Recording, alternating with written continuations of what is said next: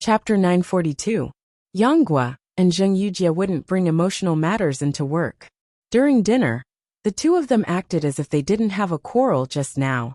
They discussed what they should discuss, and joked about what they should laugh about. Even when Poplar Fruit continued to fine-tune the translation of escape, Zheng Yujie sat on the sofa in Poplar Fruit's room, and looked at him without making a fuss. Early the next morning, Poplar Fruit and Zheng Yujie left their luggage at the hotel, and took the little green train to Wingham Town. Under the guidance of Grandmother Monroe's daughter, they arrived at Grandmother Monroe's lakeside manor at noon. In fact, it couldn't be considered a manor in terms of scale. It was called a manor because Grandmother Monroe's garden-style courtyard was a little too big.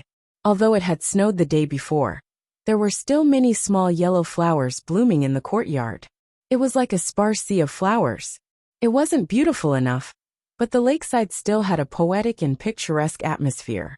When Poplar Fruit and the others arrived, Grandmother Monroe was holding a book and sitting on a chair in front of the door reading. If it were summer, I'd be more inclined to choose that cedar tree to read. 10 years ago, there was a maple tree, but it was eaten by insects and has been cut down. Grandmother Monroe said to Poplar Fruit with a smile. When people got older, it was easy to talk about the past. Poplar Fruit accompanied Grandmother Monroe and chatted about this topic for almost half an hour. Zheng Yujie also said a few words. Her spoken English was not bad. Although she knew that Zheng Yujie was the boss of the publishing firm, Grandmother Monroe was surprised at her young age. She also jokingly asked if Poplar Fruit and Zheng Yujie were a couple.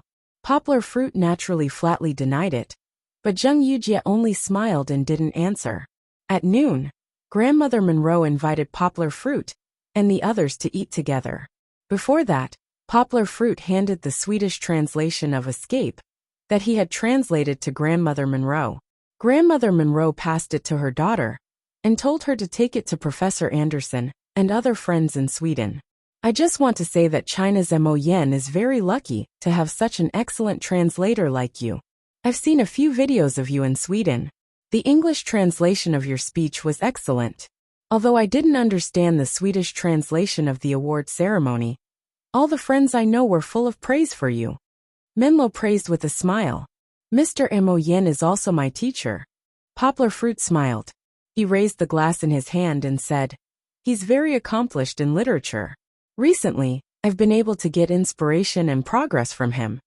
Poplar Fruit didn't like others attributing Mo Yan's success to his translation. Poplar Fruit believed that his translation was merely a bridge that allowed foreign readers to come in contact with Mo Yan's works without any hindrance. However, the emotions they felt were ultimately because of Mo Yan's own works. Poplar Fruit couldn't possibly translate an ordinary book into an extravagant translation for no reason, right? If Poplar Fruit had that ability, why would he work so hard? He could have just written his own book and won the award himself. Zheng Yujie understood Poplar Fruit's meaning. However, she was a little scared because Grandmother Monroe was a client. Although Poplar Fruit didn't directly throw a tantrum, he was suspected of talking back.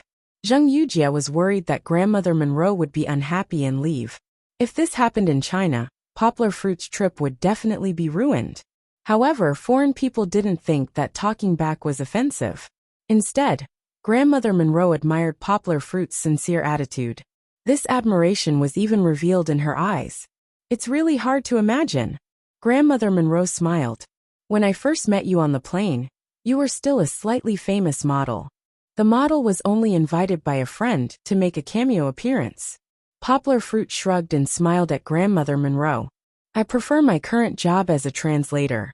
I also enjoy learning from great writers like you during the translation process.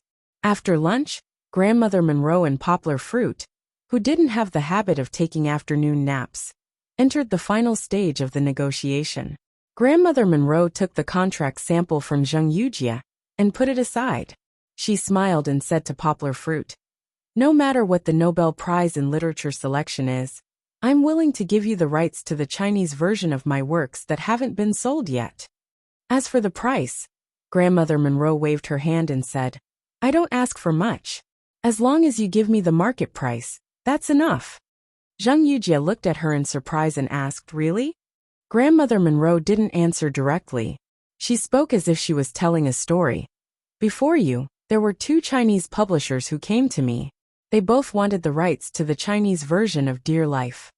Grandmother Monroe turned to look at Poplar Fruit. Her eyes were bright as she asked, "The price they offered wasn't low. Do you know why I didn't agree?" Poplar Fruit shook his head. "Because they didn't have the ability to convince me." Grandmother Monroe sighed and said, "In 2003, my book, Who Do You Think You Are? It was published by your Dongxin Publishing House, a huge publishing group in China." Dongxin Publishing. Poplar Fruit and Zheng Yujie looked at each other and saw the surprise in each other's eyes. The response was very low. Grandmother Monroe shook her head and said, "I have friends who are scholars in China. They told me that the translation was terrible." She didn't make any further comments. This book had won Monroe the Man Booker Literary Prize, the highest award in the contemporary English novel field, in the last century. No wonder Grandmother Monroe was so disappointed. "So after that, I didn't sell the Chinese version of my works. Now, I just want to give my works to a good translator who understands my works."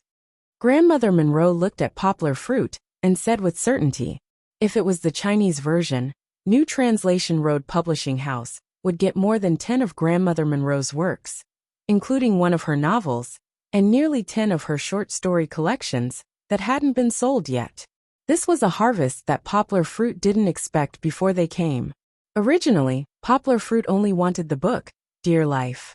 Poplar Fruit was already preparing to express his gratitude to Grandmother Monroe when Zheng Yujie suddenly leaned forward and said, "Mrs. Monroe, actually, you can also consider giving us the foreign language copyright of your works.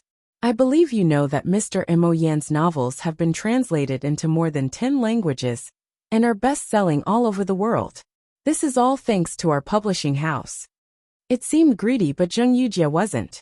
She wanted to fight for more opportunities for development for New Translation Road Publishing House. With just Mo Yan's works and online novels, the development of New Translation Road Publishing House would be greatly limited. If they wanted to grow into a giant that could compete with Dongxin Publishing, New Translation Road Publishing House had to increase their business diversity. "It's not a problem to leave it all to you." Grandmother Monroe was old, but she was still in good spirits. She smiled slyly and said, "But why not do the same as Mr. Mo Yan? Let's set a premise, which is to wait until I win the Nobel Prize in Literature."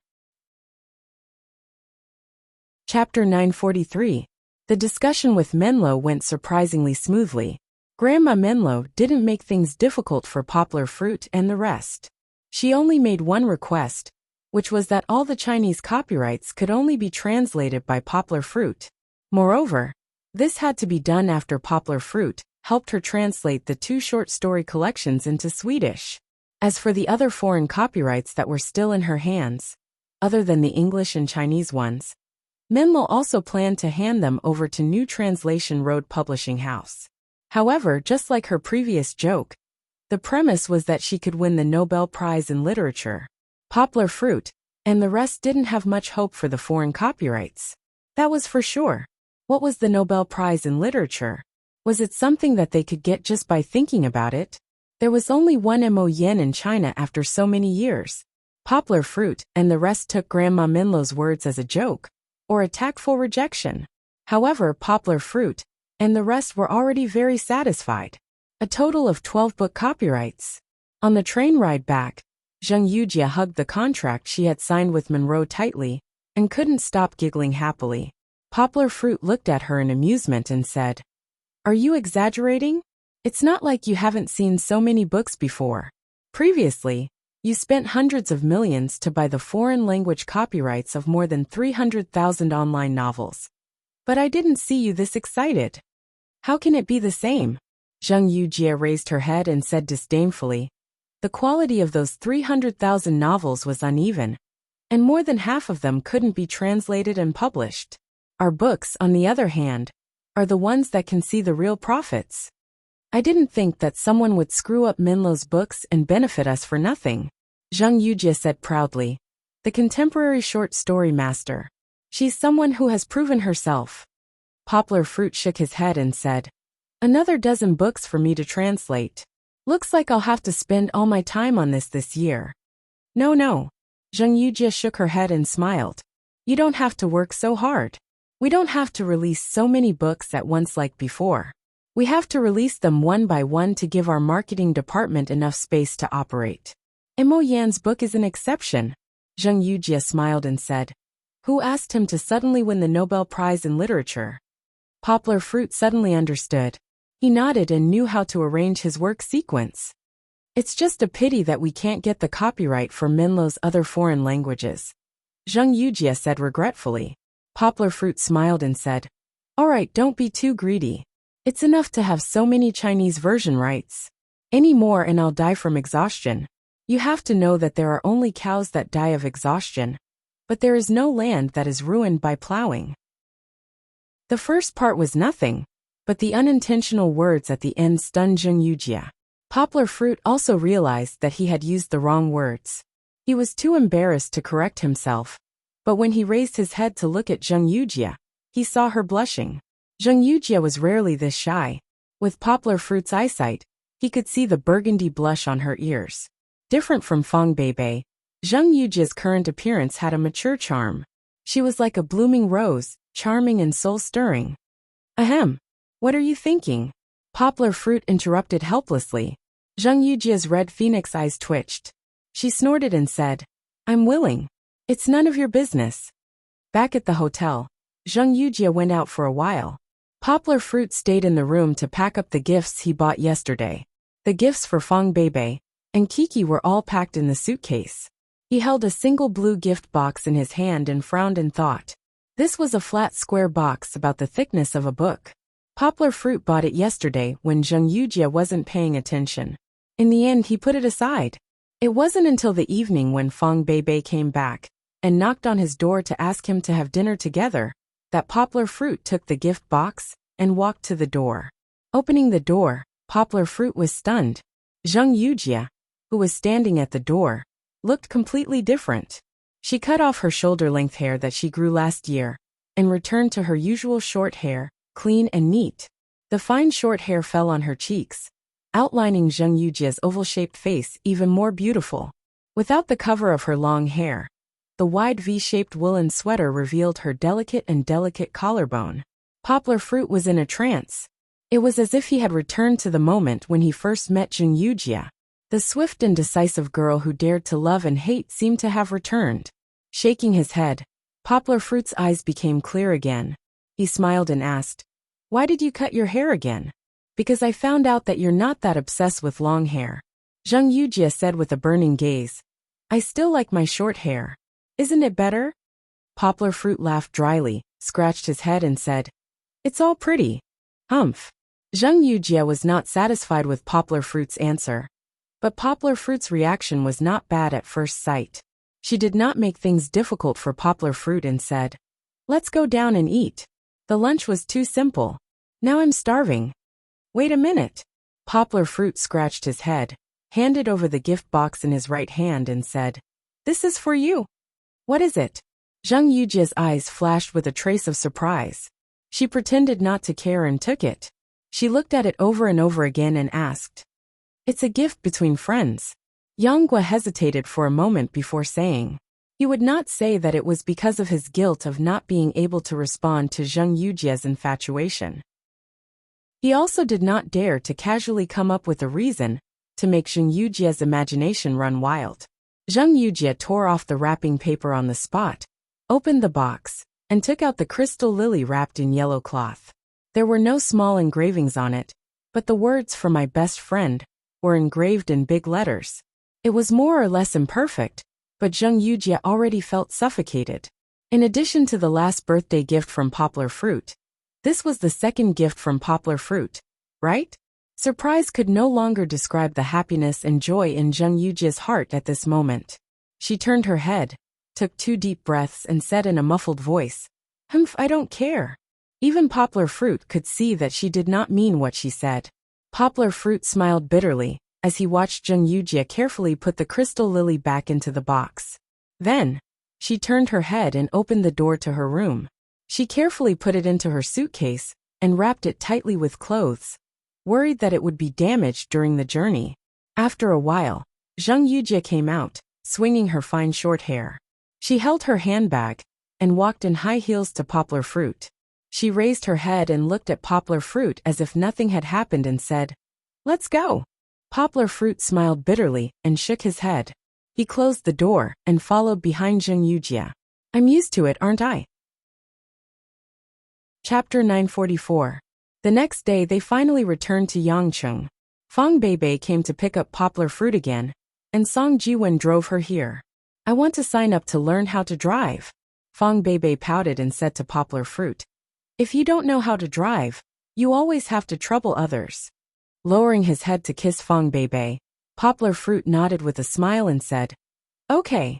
When you learn how to drive, we'll go pick a car that you like." "Kiki."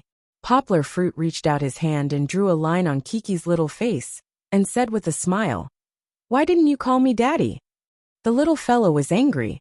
She crossed her hands in front of her chest, and no one knew who she learned this from, but she angrily turned around and looked at her father and said, "Kiki doesn't like Papa anymore." "Why?" Poplar Fruit asked with a smile. Because Papa doesn't take Kiki out to play." Kiki pouted her little mouth and said angrily, "Because Papa went out for work." Poplar Fruit said with a smile. "Moreover, before Papa left, didn't he ask you if you wanted to go with Papa? Didn't Kiki tell Papa that you're going to stay at home with Sister Beibei?" But Papa said that he's only going out for 2 days, but Papa went out for 3 days. He didn't come back yesterday." The little fellow complained. 2 days is just an empty number," Poplar Fruit said with a smile. "How could Kiki understand what you're talking about?" Fang Beibei complained and pushed Poplar Fruit and said, "If you did something wrong, quickly apologize, don't quibble." "Okay." Poplar Fruit raised his hand with a smile and said, "Kiki, Dad was wrong. Dad shouldn't break his promise." Kiki nodded and said in a childish voice, Then Kiki will forgive Papa." "Good girl." Poplar Fruit smiled. He hugged Kiki and kissed her on the cheek. The little girl finally turned from gloomy to sunny. She hugged her father's neck and giggled. At this moment, Fang Beibei found Zheng Yujie, who was standing quietly at the back. She mustered up her courage and asked, "Sister Yujie, how are you going back? Do you want to take our car?" Zheng Yujie looked at Fang Beibei's immature face, smiled and said, "No, I'll ask my assistant to pick me up." Thanks to Poplar Fruit, everything went smoothly in Jia country. "Let's go," Poplar Fruit said to Fang Beibei, who was still looking at Zheng Yujie's back, with one hand holding Kiki, and the other pulling the suitcase and holding Fang Beibei's waist. In the end, Zheng Yujie was the biggest threat. Although Fang Beibei had been mentally prepared, she still couldn't help but feel worried and scared every time she met her. Fortunately, Poplar Fruit made her feel at ease every time. "We got the Chinese translation rights for 11 of Monroe's works," Poplar Fruit and Fang Beibei said excitedly.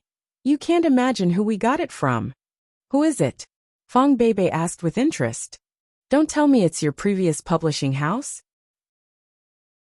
Song Jiwen interrupted without any sense of propriety. "Yes, it's Dongxin Publishing." Poplar Fruit laughed and said, "Although we don't have any grudges and strictly speaking, we didn't get it from them. Even without us, they wouldn't have had a chance.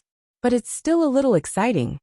When the car arrived at the teacher's apartment, Poplar Fruit handed Song Jiwen 2 bottles of maple syrup and a few boxes of maple sugar cookies. These specialties were all checked in, and Song Jiwen wanted to share them with Chen Anlin and his godparents. When they got home, the loyal Goldie came to greet them. However, Kiki, who used to play with Goldie, stuck to her father. They hadn't seen each other for a few days, but it felt like 3 years. "If you don't let go of me, how can I get you a present?" Poplar Fruit asked with a smile. Hearing this, Kiki immediately slipped down from her father's body. She jumped on the ground and shouted, "Present, present, present, Kiki wants a present." Fang Beibei also looked at Poplar Fruit with a smile. She pulled Kiki's hand and shouted, "Present, present. Take it slow, everyone has a present." Poplar Fruit laughed and said. Poplar Fruit had just opened the suitcase full of presents when Kiki, who had sharp eyes, immediately found the box of her favorite Barbie doll. The little girl screamed and jumped up excitedly. This Barbie doll is called Annie. Poplar Fruit smiled and hugged Kiki. He let the little girl hold the box and said, "It's a teacher." Then Kiki wants Annie to teach Kara, Monica, and Kiki. Kiki said happily. The other three were bought by Poplar Fruit for her before. And they were different every time. What about me? Fong Bebe blinked her big eyes and looked at Poplar Fruit expectantly. Poplar Fruit searched in the suitcase for a long time, deliberately whetting Fong Bebe's appetite. Just as she was about to get anxious, he suddenly took out a long transparent plastic box and handed it to Fong Bebe. "What's this?" Fong Bebe looked at it and asked in surprise. "Cookies. All natural, pure handmade maple sugar cookies," Poplar Fruit said with a smile. "I made them myself. You're the first person in the world who's going to taste this cookie other than me." Even Zheng Yujie didn't taste it. Zheng Yujie ate the pancakes made by Poplar Fruit. "Really?" Fong Bebe was like Kiki. She held the cookie in her arms happily, as if she was holding a rare treasure. There was nothing rare about the cookie. It was precious because it was made by Poplar Fruit himself. However, it was impossible to be the only one in the world who ate. It was even difficult to be the first. Because there was Kiki. When the little girl heard the conversation between her father and sister Bebe, she immediately stuffed the Barbie doll box into her father's hand and stood up. Before she could stand firm, she fell into Fong Bebe's arms, raised her hand and shouted, "Kiki wants to eat too." Fong Bebe couldn't help it. She couldn't stand Kiki's pestering. She could only open the box and give one to Kiki. She hadn't even started eating yet. Fong Bebe looked at Poplar Fruit with some sadness and pouted her mouth. There was no need to ask. The little girl was eating the cookie crumbs, her eyes were shining, and she was very intoxicated. The maple sugar was sweet. Of course she liked it. Poplar Fruit looked at his girlfriend and smiled. He moved over, took one out of the box and handed it to Fong Bebe. She took a bite. "Why didn't you eat it just now?" Poplar Fruit asked softly. "I can't bear to eat it," Fong Bebe muttered. "Idiot, I'll make more for you after eating it." Poplar Fruit smiled and pinched her nose. "Actually, I brought you other gifts." Poplar Fruit leaned over to Fong Bebe's ear and said softly, "When we get to Macau, I'll give it to you on your birthday." Fong Bebe ate the cookie, her eyes sparkling and full of affection. It was as intoxicating as the sunset outside the window. Chapter 945. After returning to Guangzhou, Poplar Fruit gave the students a basic Swedish class for the week. Early the next morning, he went to Macau with Fong Bebe and a happy Kiki. Although the seminar would only start on the 4th, that did not stop Poplar Fruit and the rest from going there a few days in advance. At the same time, at Cheongju International Airport in South Korea, a plane slowly took off. Its destination was also Macau, where Poplar Fruit and the rest were going to stay for the next week. Due to the plot, it was postponed for a month. Poplar Fruit, of course, did not know about any of this. To him, the main purpose of coming to the casino was to spend a happy birthday with Fong Bebe. Fong Bebe's 20th birthday. Secondly, it was the spring outing with the whole family. The serious seminar was placed last by Poplar Fruit. He wondered if Chen Zongdai would beat him to death if he knew about it. Of course, Poplar Fruit going to Macau to attend the seminar would definitely miss the public elective Translation Theory and Practice class on Monday. Luckily, the school had coordinated with the students. They adjusted the class to Friday, before the basic Swedish class. "Beauty, congratulations, you have a super versatile boyfriend who can act as a tour guide, translator and coolie," Yanghua said to Fong Bebe with a smile after they got on the casino's shuttle. Fong Bebe glared at Poplar Fruit and said unhappily, "Alright, you make it sound like you're the only one who's been here before. It's not like I've never been to Macau before. It was my sister who brought me here." "Of course it's different," Poplar Fruit said with a smile. "Tell me, who else can be as good as your boyfriend and accurately remember the timetables of every casino? I know you're good, okay?" Fong Bebe said helplessly. She hugged Poplar Fruit's arm, leaned her head on Poplar Fruit's body, rubbed it and said softly, "Let's hurry to the hotel, I'm starving." "I told you to eat 2 more buns this morning, but you didn't eat them." You keep saying that you want to lose weight. In the end, Yonghwa didn't say this out loud. He reached out his hand to hold his girlfriend's face, patted it, and said, "Are you hungry? Why don't we ask the driver to stop first? It will take at least half an hour to get there." Fang Beibei shook her head and said, "No, I'll take a nap. We'll be there soon." Fang Beibei was a little tired because she woke up too early. Chi-Chi, on the other hand, had only woken up when the little fellow had passed the test. She was currently hugging her milk bottle and drinking her breakfast milk. She was looking at the West Bay Bridge outside the car window in high spirits as it passed through the sparkling sea surface like a silver ribbon. It took a while for Poplar Fruit and the others to arrive at the Golden Sand Casino. After getting out of the car, Fang Beibei was too hungry to have any strength, so she could only pull Kiki aside. Poplar Fruit took care of 2 suitcases and a medium-sized travel bag. "Aren't we staying at the Sheraton Hotel?" Fang Beibei looked left and right and asked. "Yes, it's across the street," Poplar Fruit said with a smile. "But let's eat something at the Golden Sand Casino first." "Casino? Will there be anything to eat?" Fang Beibei was now like a little wife, holding Kiki's little hand and following Poplar Fruit step by step. "It won't only be fast food like McDonald's, right? I don't want to come to Macau to eat these. I want to eat Portuguese tarts and pork chop buns. Kiki is full. I don't want to eat."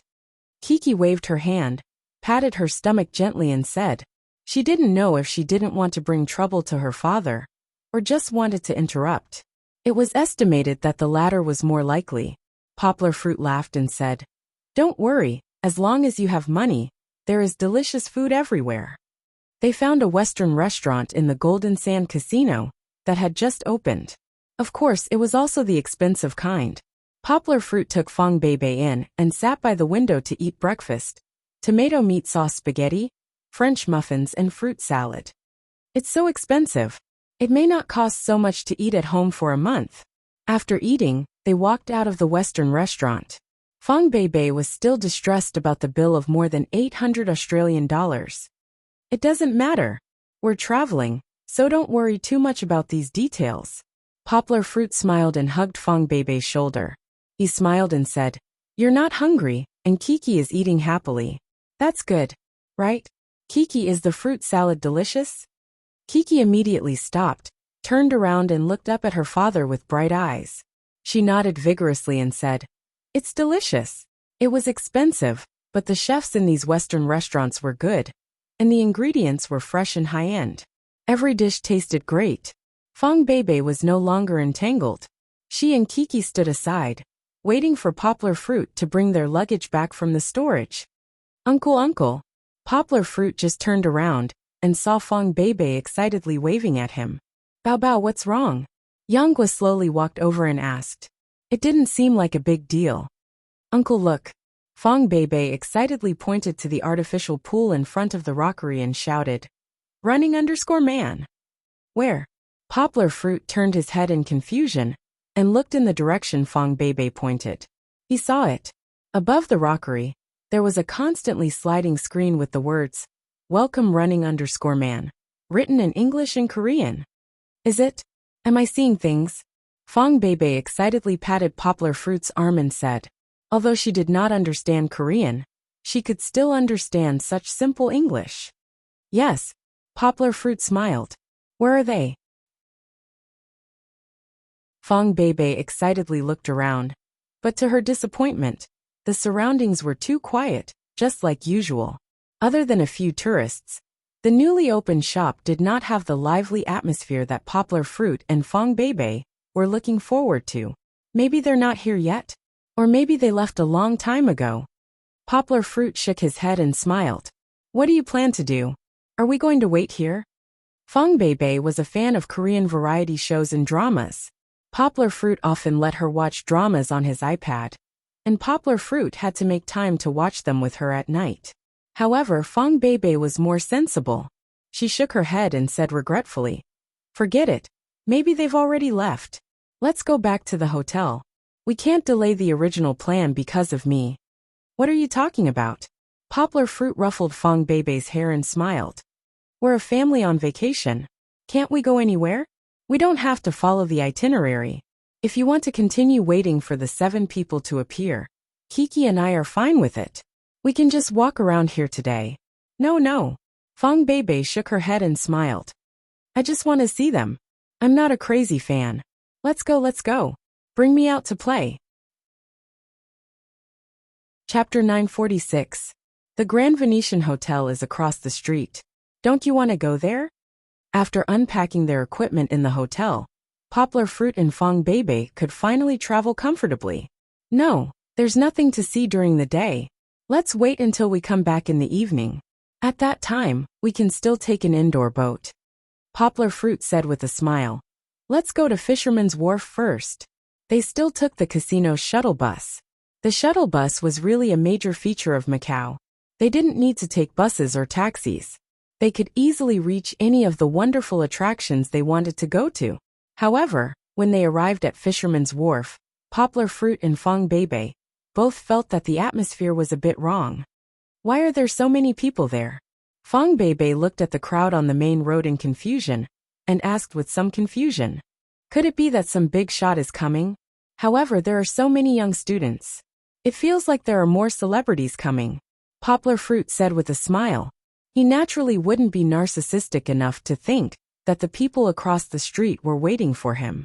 However, Poplar Fruit suddenly had a flash of inspiration and said, could it be that running_man is coming? Really? Fong Beibei was so happy that she wanted to look around. Although she said that she didn't chase after celebrities, if she saw an idol, it would be great to ask for an autograph. They shouldn't be here yet. Otherwise, it wouldn't be such a scene now. Poplar Fruit said with a smile. It could be imagined that when those celebrities came, the audience would definitely be boiling. Look, isn't there our flag there? Poplar Fruit had sharp eyes. He glanced at the flag behind the staff and said, it hasn't been raised yet. Aren't they standing there holding it up on TV and waiting for them to come? Maybe it's still at the previous venue. I see. Fong Beibei asked. What should we do? There was no chance just now, but now the opportunity was close at hand. They'll still be here for the mission, Poplar Fruit said with a smile. Don't worry, they'll definitely come back later. However, let's take a stroll around this area first. Fisherman's Wharf is so beautiful. It's not a good idea to just waste time here. What if we miss it? Fong Beibei asked reluctantly. What a pity. I won't miss it, Poplar Fruit said confidently. When we hear someone screaming later, it'll be them. However, we still have to avoid the crowd. I'm afraid that Kiki will be squeezed. Kiki had been in her father's arms, looking left and right. When she heard her father calling her, she turned her head with a puzzled expression. Poplar Fruit and the others started to stroll around Fisherman's Wharf like real tourists. They even went as far as the shrunken Colosseum before returning. After playing for so long, they did not hear the arrival of Running Man. The reason why they did not continue sightseeing was mainly because the sun was starting to get a little hot. Poplar Fruit and Fong Beibei went to a cafe near the sea. They ordered some drinks, and the whole family sat in the booth on the promenade by the sea to rest. The booth here was very comfortable, as if there was a separate pavilion with an open awning above, 2 rattan chairs, and a smooth glass table across from each other. Close to the sea, they could enjoy the sea breeze, and enjoy the quiet sea, and the long bridge in the distance. The bench was just enough for Poplar Fruit, 2 adults and 1 child to sit together. Even if the opposite seat was empty, they did not have to separate. After sitting quietly for a while, Fong Beibei looked at the stone steps where the waves were lapping. She was almost sleepy. At this time, there was finally a burst of noise in the distance. Needless to say, they were here. Turning around, they saw that not only in the distance, but also in the nearby area, many staff members carrying cameras had jumped out. They were scattered in every corner, ready to shoot the next program in all directions. Do you want to go over and take a look? Poplar Fruit turned around and asked Fong Beibei with a smile. Because Kiki had already seized her father's embrace, Fong Beibei stretched lazily, grabbed Poplar Fruit's shoulder and whispered, forget it, I'm too lazy to go over. They will come over later, right? They should. Poplar Fruit nodded with a smile and said, look, there are so many cameras nearby. There must be a mission here. Fong Beibei also poked her head out with interest and secretly observed. Hey uncle, look. Fong Beibei seemed to have found something and pointed at Poplar Fruit. Poplar Fruit turned his head and saw a figure hiding under the bushes. He looked at Fong Beibei thoughtfully. Hey, we found the key person of the mission. Fong Beibei smiled and pulled Poplar Fruit's hand, saying, Shall we go and tear her apart? Haha, you are really evil. Poplar Fruit shook his head with a smile. The two of them were just talking. Naturally, they would not rashly disturb other people's filming. At this time, Kiki pulled her father's hand and asked him to lower his head to listen to her. Only Fong Beibei still poked her head out and looked into the distance with interest. I saw Zhou Yi's couple. Fong Beibei happily patted Poplar Fruit's hand and shouted, Jiang Gary and Song Jixiao. However, the two of them turned into the jewelry store next to them, which made Fong Beibei feel a little regretful. She said gloomily, I like them so much. It's a pity that they are not together. They should be in the same group, right? Poplar Fruit laughed and said, Wait a while, when they come out, we can ask them for their autographs. Fong Beibei kept staring at the jewelry store, but Zhou Yi's couple did not come out. Suddenly, a familiar Korean voice from the video rang out next to them. Fong Beibei did not understand. She turned her head in confusion and saw Lu Zaishi and Haha standing on the right in front of them, bending over and looking at them. At this time, they were surrounded by several cameramen. This isn't this? Fong Beibei did not understand, but Poplar Fruit did. He looked up and saw Lu Zaishi and Haha clapping their hands. The two of them were excited as if they had discovered the new world. It's him, it must be him. I recognize him.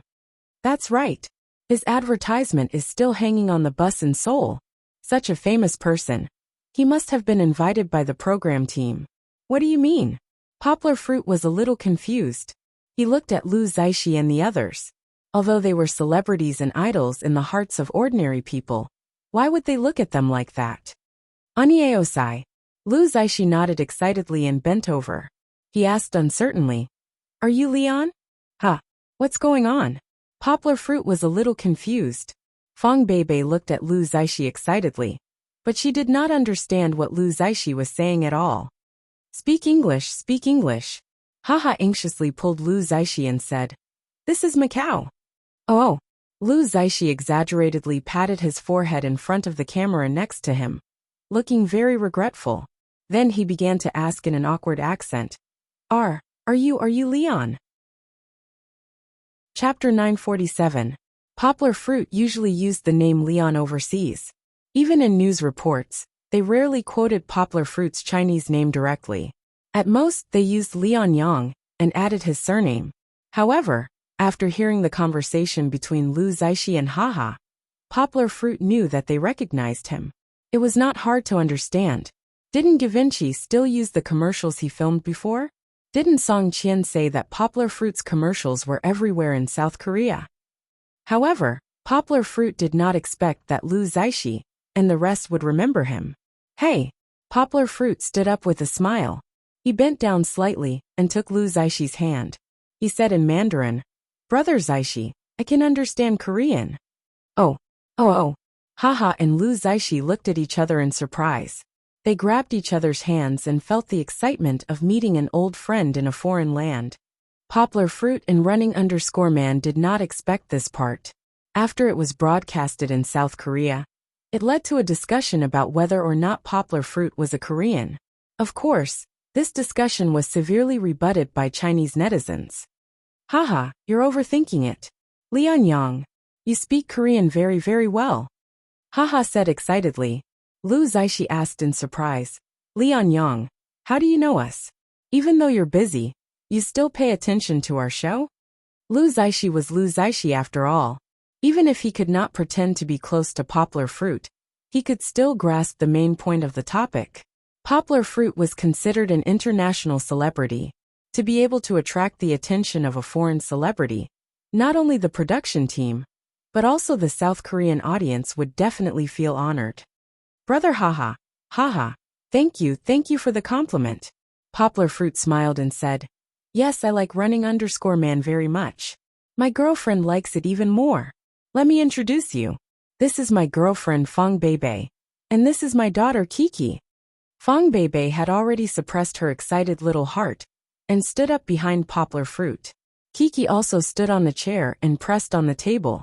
She curiously peeked her head out.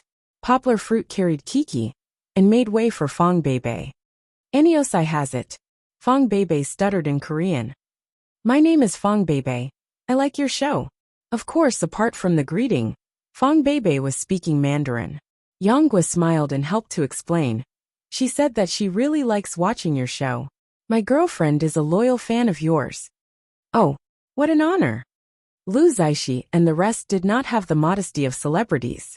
They also bowed and shook hands with Fong Beibei and smiled.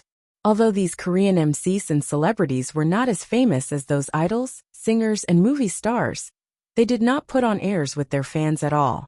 This was something that Poplar Fruit had always admired. Kiki did not understand Korean. The only thing she knew was goodbye.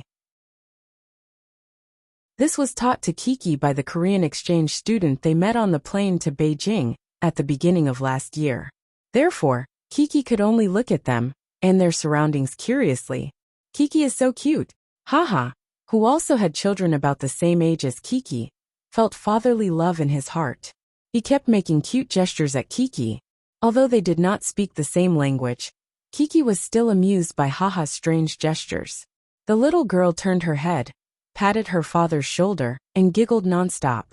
The scene of Kiki laughing brightly was loved by many viewers all over the world after this episode of Running_Man was broadcasted. Later, under the omnipotent netizens' search, they even found evidence that Kiki and Beckham's little seventh princess were good friends. But this was all in the future. Finally, Lu Zaishi and the rest remembered their mission. They could roughly guess that Poplar Fruit was not invited by the production team. The production team had never invited a guest and let the guest bring his or her family along. However, for the sake of the show's continuity and topicality, Lu Zaishi and the rest still pretended to ask, Leon, we are on a mission. Do you have the key? Poplar Fruit deliberately turned his head and asked Fong Beibei. They asked if we have the key. Yes. Fong Beibei foolishly followed Poplar Fruit. She opened her carry-on bag, took out Poplar Fruit's room key, and handed it over. Of course, the mission that Lu Zaishi and the rest were going to do definitely did not require a key like Poplar Fruit's. But Haha still took it and poked the keyhole of the small iron box in his left hand. The result was obvious. This was not right. Leon. Lu Zaishi took the key and glanced at the room number of the Sheraton Hotel on it. He did not know whether to laugh or cry as he said, Isn't this your key? Poplar Fruit took it, held back his laughter, and handed it to Fong Beibei. He then said, Well, are you going to do this mission's key? To open this box? They nodded like chickens pecking at rice. Poplar Fruit smiled and said, Actually, we have a key clue. Really? Lu Zaishi and the rest were excited. Haha also pretended to turn her head and look around, afraid that someone would come and snatch it. Really? Poplar Fruit smiled, took out a book from Fong Beibei's bag, and said, But I have to trouble you to help me sign this for my girlfriend. Then I can tell you. No problem. Lu Zaishi breathed a sigh of relief.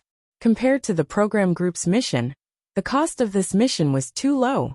Lu Zaishi and Haha signed their names respectively. Leon, how did you happen to be here? Lu Zaishi asked as he signed. Is there a show in Macau? Poplar Fruit shook his head and said with a smile, No, I'm not a model anymore.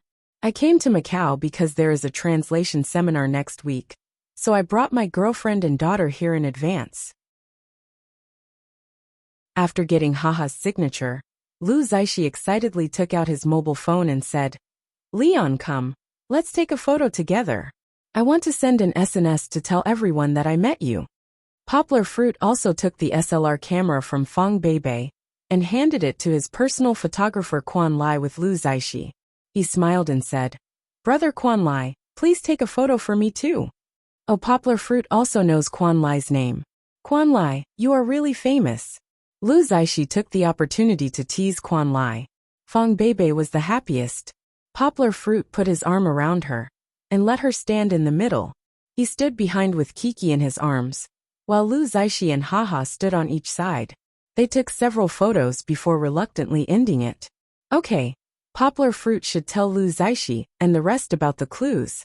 Brother Zaishi, brother haha, look over there, someone is hiding there. Yanghua put her hand on their shoulders and pointed to a petite figure 50 meters away. She was hiding under the bushes with her but sticking out. There must be something fishy about this. You will know the result when you catch her. Okay. Lu Zaishi and the others were also old foxes. When they saw the photographer secretly following the person nearby, they quickly thanked and said goodbye to Poplar Fruit and chased after her in a hurry. Poplar Fruit turned his head and saw Fong Beibei holding a notebook and a camera with a happy look on her face. Is it necessary to be so exaggerated? Poplar Fruit smiled and rubbed Fong Beibei's head and said, this trip to Macau is worth it, right? If we meet running_man, who knows, we might even appear on screen.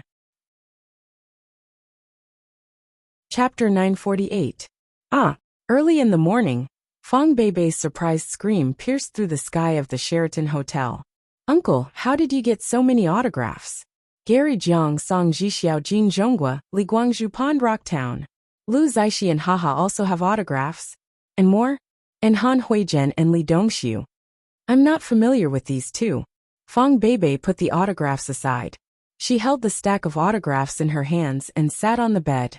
She raised her head and asked Poplar Fruit curiously, how did you get so many? After you fell asleep yesterday, they came to find me. Poplar Fruit laughed. It turned out that after Lu Zaishi and Haha went back, they told everyone about their encounter with Poplar Fruit. They were all very surprised, but because they were recording the show, they did not have time to be distracted. Very late at night, at Golden Sands Casino, they finished recording the last segment and found out that the hotel they stayed in was the Sheraton Hotel. This reminded Lu Zaishi of the room key that Poplar Fruit handed to him. Therefore, they found the room number of Poplar Fruit, based on the recorded video, and found the door. Why didn't you wake me up? Fong Beibei complained. You were already asleep. How could I bear to wake you up? Yanghua smiled and reached out to help Fong Beibei, who had just woken up, brush away a strand of hair that naughtily ran to her forehead. Later, I found out that in addition to Li Guangzhu, Li Dongxi was also a model, so after a short chat, I also helped you get an autograph. Are they still there now? Fong Beibei asked expectantly. Not anymore. Poplar Fruit shook his head and said, I heard that they were leaving for Thailand early in the morning. They should be on the plane now. Okay. I want to get up, brush my teeth and wash my face. After a good night's sleep, I'm full of energy again. Let's continue to go out and play today. Fong Beibei did not feel regretful. She smiled brightly, stretched and lifted the quilt. Speaking of fun, there is a good place to choose. Yanghua laughed. Macau Tower. I heard from Brother Sure that they went out to have fun, while they were doing a mission yesterday. Song Jixiao even went bungee jumping. Song Jixiao was famous among the running men for being bold and not afraid of heights. Even Jin Zhonghua, who had the strongest muscles, could not compare to her boldness. Poplar Fruit's eyes sparkled when he talked about their bungee jumping. He really wanted to try it out. Really? I really want to play too. I've been on roller coasters and vertical lifts before, but I've never done bungee jumping. Fong Beibei's eyes also revealed a trace of desire. She grabbed Poplar Fruit's hand and looked at Poplar Fruit with some excitement. Fong Beibei was usually not brave, but after all, she was a young person who had not yet reached the age of 20. She had a playful and adventurous heart.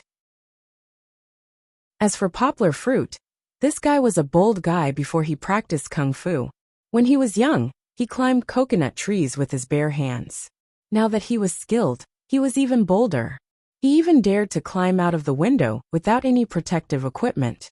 He climbed at the height of 17 floors like Spider-Man. Yes, we can also jump together. Poplar Fruit laughed. But let's go bungee jumping. Fong Beibei was also eager, but she thought of a very realistic problem. What about Kiki? This was indeed a problem. Poplar Fruit turned to look at Kiki, who was still sleeping, and said, How about this? Let's go shopping first. When it's almost noon, we'll go to Macau Tower. When Kiki falls asleep, we'll ask the staff to help take care of her, and then we'll go play. So today, Poplar Fruit's trip often appeared this scene. Kiki, if you're sleepy, you can sleep in Papa's arms. Poplar Fruit hugged Kiki and patted her back gently. Kiki is not sleepy. Kiki giggled, thinking that her father was playing with her. Instead, she grabbed her father's ear energetically and cried, Kiki wants to play with Papa. Poplar Fruit had no choice but to continue to wander around Macau with Fong Bebe and Kiki. Then, like yesterday, they found a restaurant near Macau Tower to rest until it was almost 2 o'clock at noon. After eating lunch and drinking milk, Kiki finally couldn't resist her pajamas and slowly fell asleep. Poplar Fruit smiled, took Fong Bebe's hand, and went straight to Macau Tower.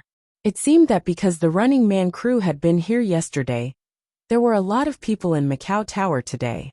Many young couples came to Macau Tower to look at the large posters that had been developed overnight. They were all taken by the staff during the filming yesterday. One of them was Song Jixiao jumping bungee jumping and laughing excitedly in midair, which attracted many tourists. Song Jixiao was the kind of real, mature, and natural beauty who was not eye-catching at first glance, but became more and more beautiful the more you looked at her. Moreover, her temperament was also very likable, which was rare in South Korea. We want to play this, Fong Bebe said as she bit Poplar Fruit's ear. Poplar Fruit lowered his head and nodded in agreement. They took the elevator up to the sightseeing floor 223 meters above the ground. Here, tourists were still bustling, but there were not many people near the bungee jumping platform. After all, there were still very few people in this world who liked extreme sports. Looking down from the sightseeing floor, the people on the ground could not be seen clearly. The houses and cars looked like tiny ants. Just imagine falling from such a high place. Even if there was a protective device, it would still make one's adrenaline rush. Not to mention the tourists on the sightseeing floor, who were afraid of heights and felt weak in the knees. Therefore, when Poplar Fruit and Fong Bebe excitedly bought bungee jumping tickets, the surrounding tourists looked at them with a tragic gaze, some with admiration, and some with worry. Kiki, who was sleeping, was being taken care of by a female staff member. When Poplar Fruit and Fong Bebe came back from downstairs, they would take the little girl back. Xiaohan knew that this was not reasonable, but please believe that it was possible for the time being. Because it was a couple's ticket, after Poplar Fruit and Fong Bebe put on protective clothing, the staff member used an iron buckle to fasten Poplar Fruit and Fong Bebe together. Poplar Fruit and Fong Bebe's fingers were interlocked. He lowered his head and smiled warmly at Fong Bebe, who was looking up. The tourists behind the protective line were envious and jealous. They all sighed and said, "What a good match, but showing affection is too torturous." Ignoring other people's comments, Poplar Fruit said gently, "Come on." Fong Bebe also nodded. The two of them held hands and walked together to the walkway leading to the gangplank. As soon as they walked out, they felt the biting cold wind outside. Fong Bebe's hair was blown up, and she quickly tied it up with the hairband on her wrist. First of all, the guide loudly told Poplar Fruit and Fong Bebe some things to pay attention to. Poplar Fruit listened, but Fong Bebe held Poplar Fruit's hand tightly. She was a little scared. Chapter 949. Although Running_Man and his crew had just finished filming in Macau and had flown to Thailand for the filming of the next attraction, the crazy fans, as well as some attractions or businessmen who could not wait to make a fortune from their fans, had already leaked the photos and videos they had taken on the internet. What everyone enjoyed the most was the photo of Song Jixiao giving a thumbs up in surprise while hanging in mid-air after jumping bungee jumping. This female star, who had the spirit of a tough girl and the feelings of a soft girl, once again won people's praise for her unpretentious performance. Spoiler, guests had always been something that fans liked to do. Not only the fans in South Korea, but the millions of Running_Man fans in China also started to study the fan posts on the Tieba forum, as if they were playing a game of looking for trouble. They were guessing which Korean celebrities would appear on the forum. Han Huijin and Lee Dongwook were quickly identified. After all, after they were found, they had been participating in the later segments and had a high appearance rate. It was not surprising that they were recognized by Korean fans. Just when everyone thought that they had found everyone, a forum user suddenly raised a post, as if he had discovered a new continent. Do you know who he is? The first photo was not very clear, but it could be seen that Lu Zaishi and Haha nodded and bent over to shake hands with Poplar Fruit. In the next few photos, Poplar Fruit and Fong Beibei came out of the private room. It could be seen that they were talking, but because it was taken with a mobile phone, the hands were shaking and the pixels were low, so their faces could not be seen clearly. There was one photo that was slightly clearer, but it was also covered by Kiki, who was in Poplar Fruit's arms. The original poster said, "He looks like a passerby, but he also doesn't look like a passerby. He even chatted with the guru for so long. He's definitely not a nobody. From afar he definitely looks handsome. Look at those long legs. I'm about to cry because of how handsome he is. Can any friends in the know come out and identify him? He should be some oppa from South Korea. Who in our country can be so tall?" The original poster was probably a fan who had been following the Korean entertainment industry for a long time. But his words angered many people in the country. After all, no matter how good the outside world is, I won't allow anyone to say anything bad about our country. The OP suffered a lot of criticism, but it also made these photos available to more people. Isn't this Kiki? There would always be fans of Kiki and Poplar Fruit who saw them. They were so surprised that they brought out the photos of Kiki and Poplar Fruit in the Happy Base camp to compare them. That's right. My daughter who looked like she was carved out of jade was Kiki. She had delicate features and was still as cute as ever. So, that tall man is Poplar Fruit? The most memorable thing about Poplar Fruit was the various slanderous rumors that he had encountered. There were even fans who thought that Poplar Fruit had been hit by these rumors and had been frozen by some unknown department or person. However, the most unforgettable thing about Poplar Fruit was his long legs, which were more than a meter long. Many of his female fans would drool at the sight of them. How could it be wrong? It's definitely Poplar Fruit. Many netizens have basically confirmed the identity of Poplar Fruit and fiercely attacked the OP who was laughing. Look, who said that there are no handsome long-legged oppas in our country? Isn't Poplar Fruit one of them? The netizens were very proud of what they said. However, because the OP didn't appear for a long time, no one continued to make a fuss, and the floor began to slowly shift to another topic. If it's Poplar Fruit and Kiki, then the other woman should be the beautiful Fong Beibei. It's not certain whether it's her or not. By the way, why did they appear in Ouching? Did they receive an invitation from the running_man crew? Nonsense. Didn't Poplar Fruit say that he has quit the entertainment industry?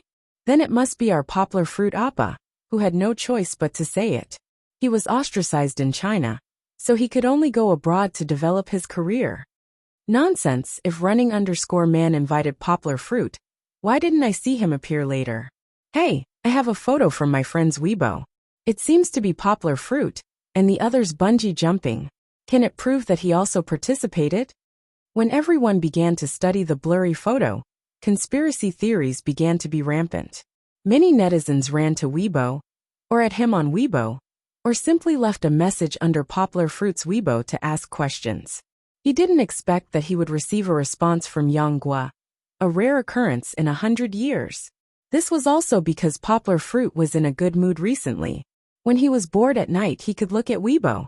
Ouching was not like everyone's usual situation. When they went there, they didn't dare to turn on their mobile phone data or make calls. As long as they had money, the mobile phone signal in Ouching was better, and the Wi-Fi coverage was wider. Poplar Fruit was in a hotel room, and he could surf the internet through the hotel's wireless network. Seeing that some fans were quarreling on the internet, Poplar Fruit happily posted a Weibo announcement to everyone. Relax, this time I went to Ouching mainly to attend the translation seminar with my mentor. However, I took my girlfriend and daughter to Ouching for 2 days in advance. I actually met the running_man crew at Fisherman's Wharf. I'm so lucky, haha. Then his second Weibo was also posted, and it was still a picture Weibo. Poplar Fruit said, "My girlfriend is a loyal fan of running_man. She was very lucky to take a photo with Lu Zaishi and Haha. She was very happy." Later, I heard that running_man went to the Tower of Macau, And we also went to experience bungee jumping the next day. Well, the following photos may be a bit of a public display of affection. Everyone be careful, haha. Poplar Fruit posted a total of 2 photos. One was a photo of them with Lu Zaishi and Haha, and the other was a photo of Fong Bebe hanging on Poplar Fruit. The 2 of them were fully armed, and were about to jump out of the Tower of Macau. After Poplar Fruit's 2 Weibo posts were posted, they went viral. The most commented on was the photo of him and Fong Bebe bungee jumping. Netizens said with jealousy that Poplar Fruit and Fong Bebe's public display of affection was too much.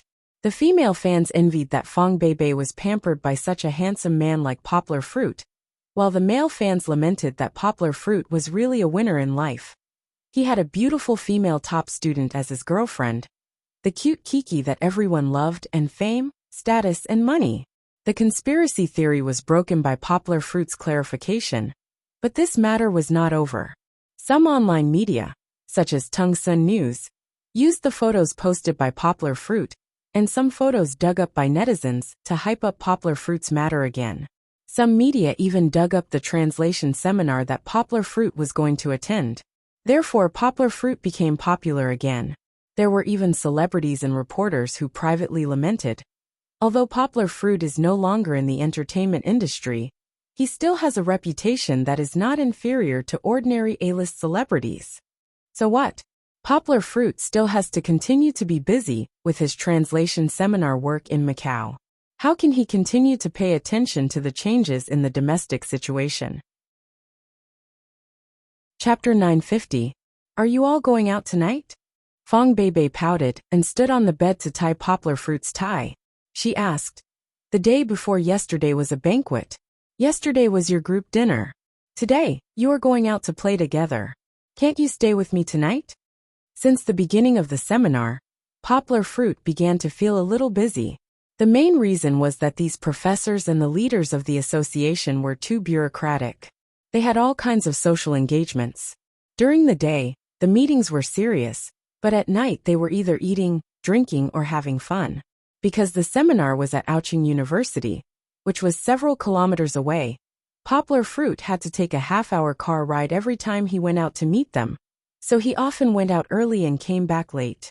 Originally, Poplar Fruit planned to turn down those social engagements tonight, but the professors in Guangdong province said that everyone would get together, so Poplar Fruit had to go.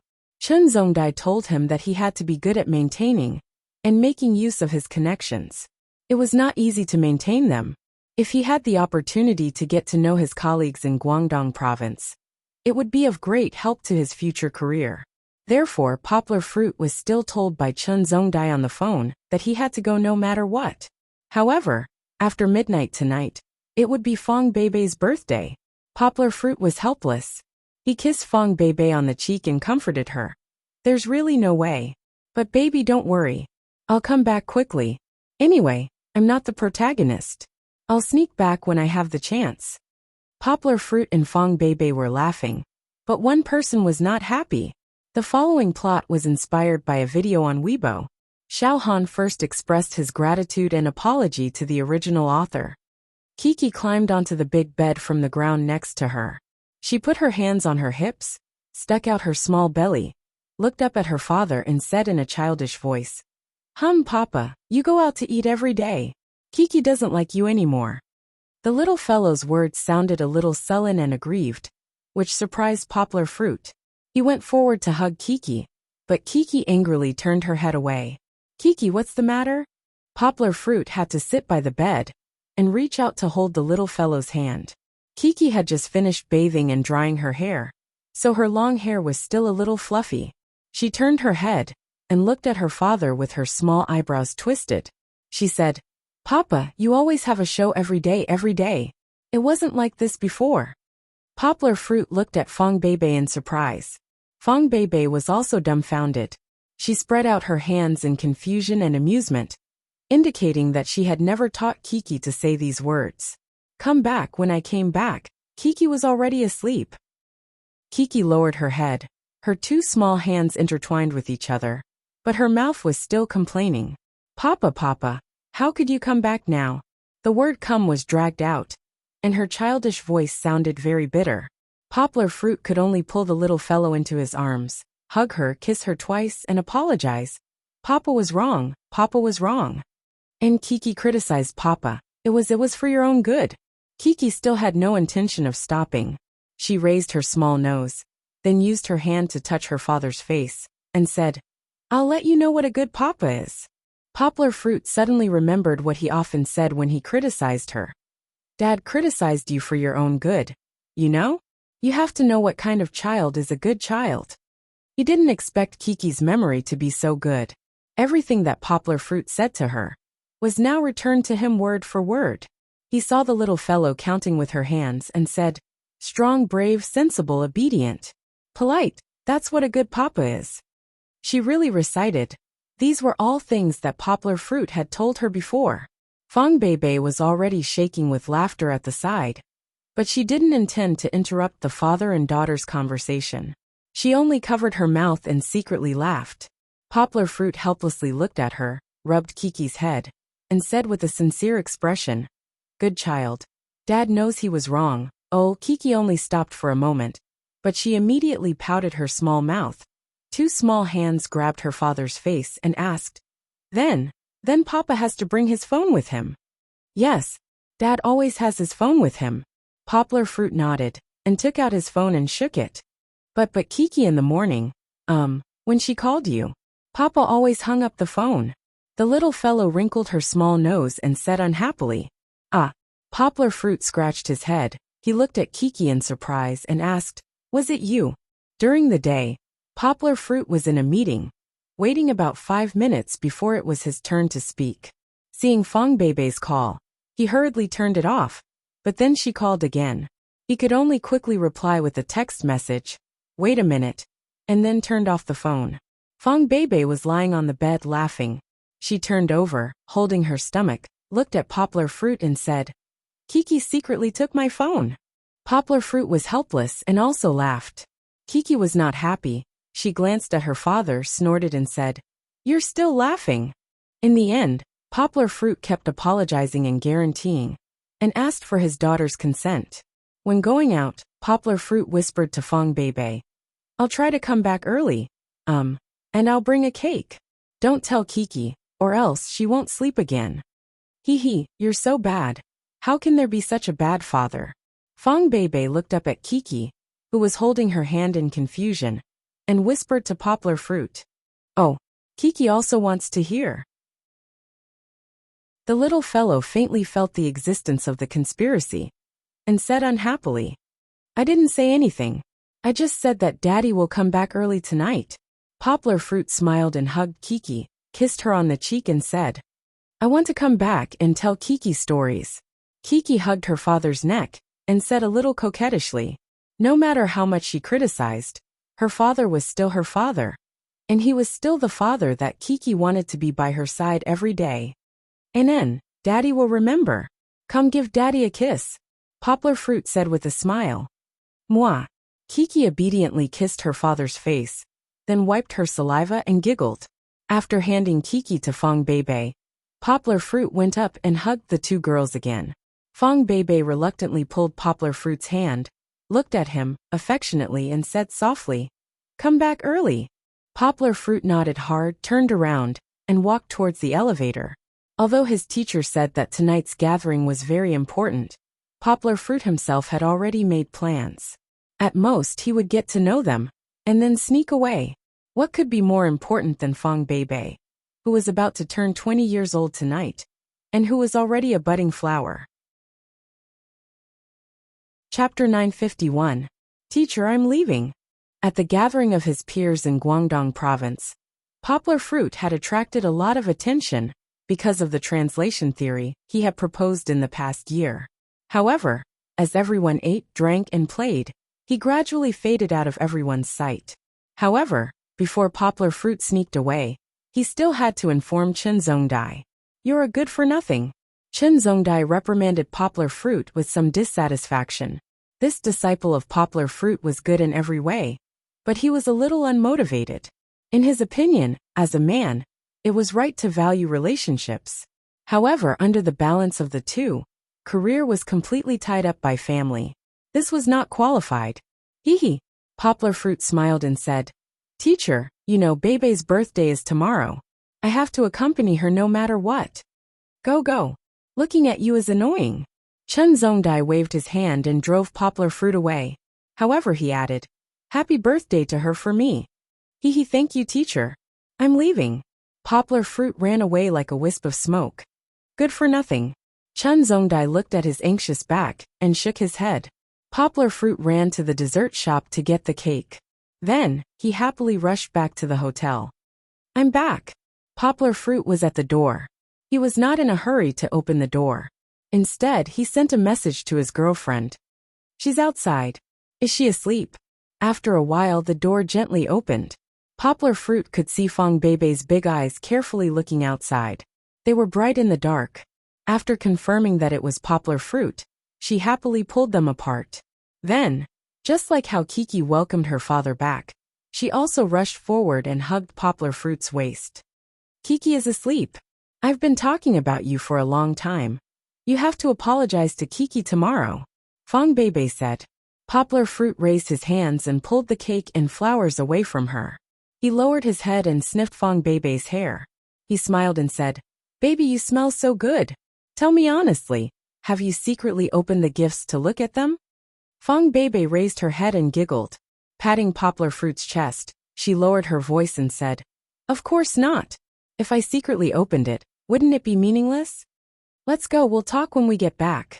Poplar Fruit smiled and returned to the room with his girlfriend. Then, he placed the cake on the table and handed the bouquet of flowers to Fong Bei. Why is it cake and flowers? Fong Bei held the flowers.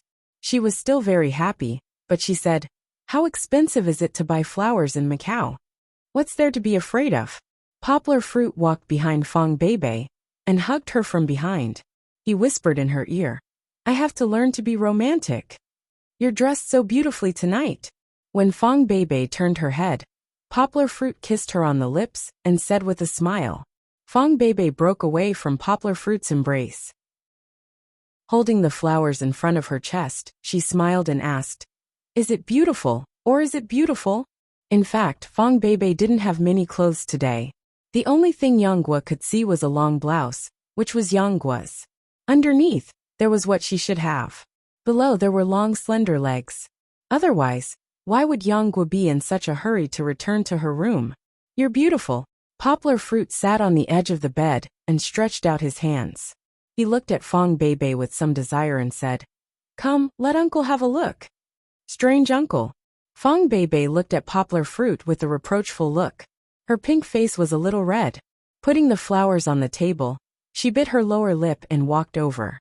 She stretched out her hand and interlocked her fingers with Poplar Fruit's.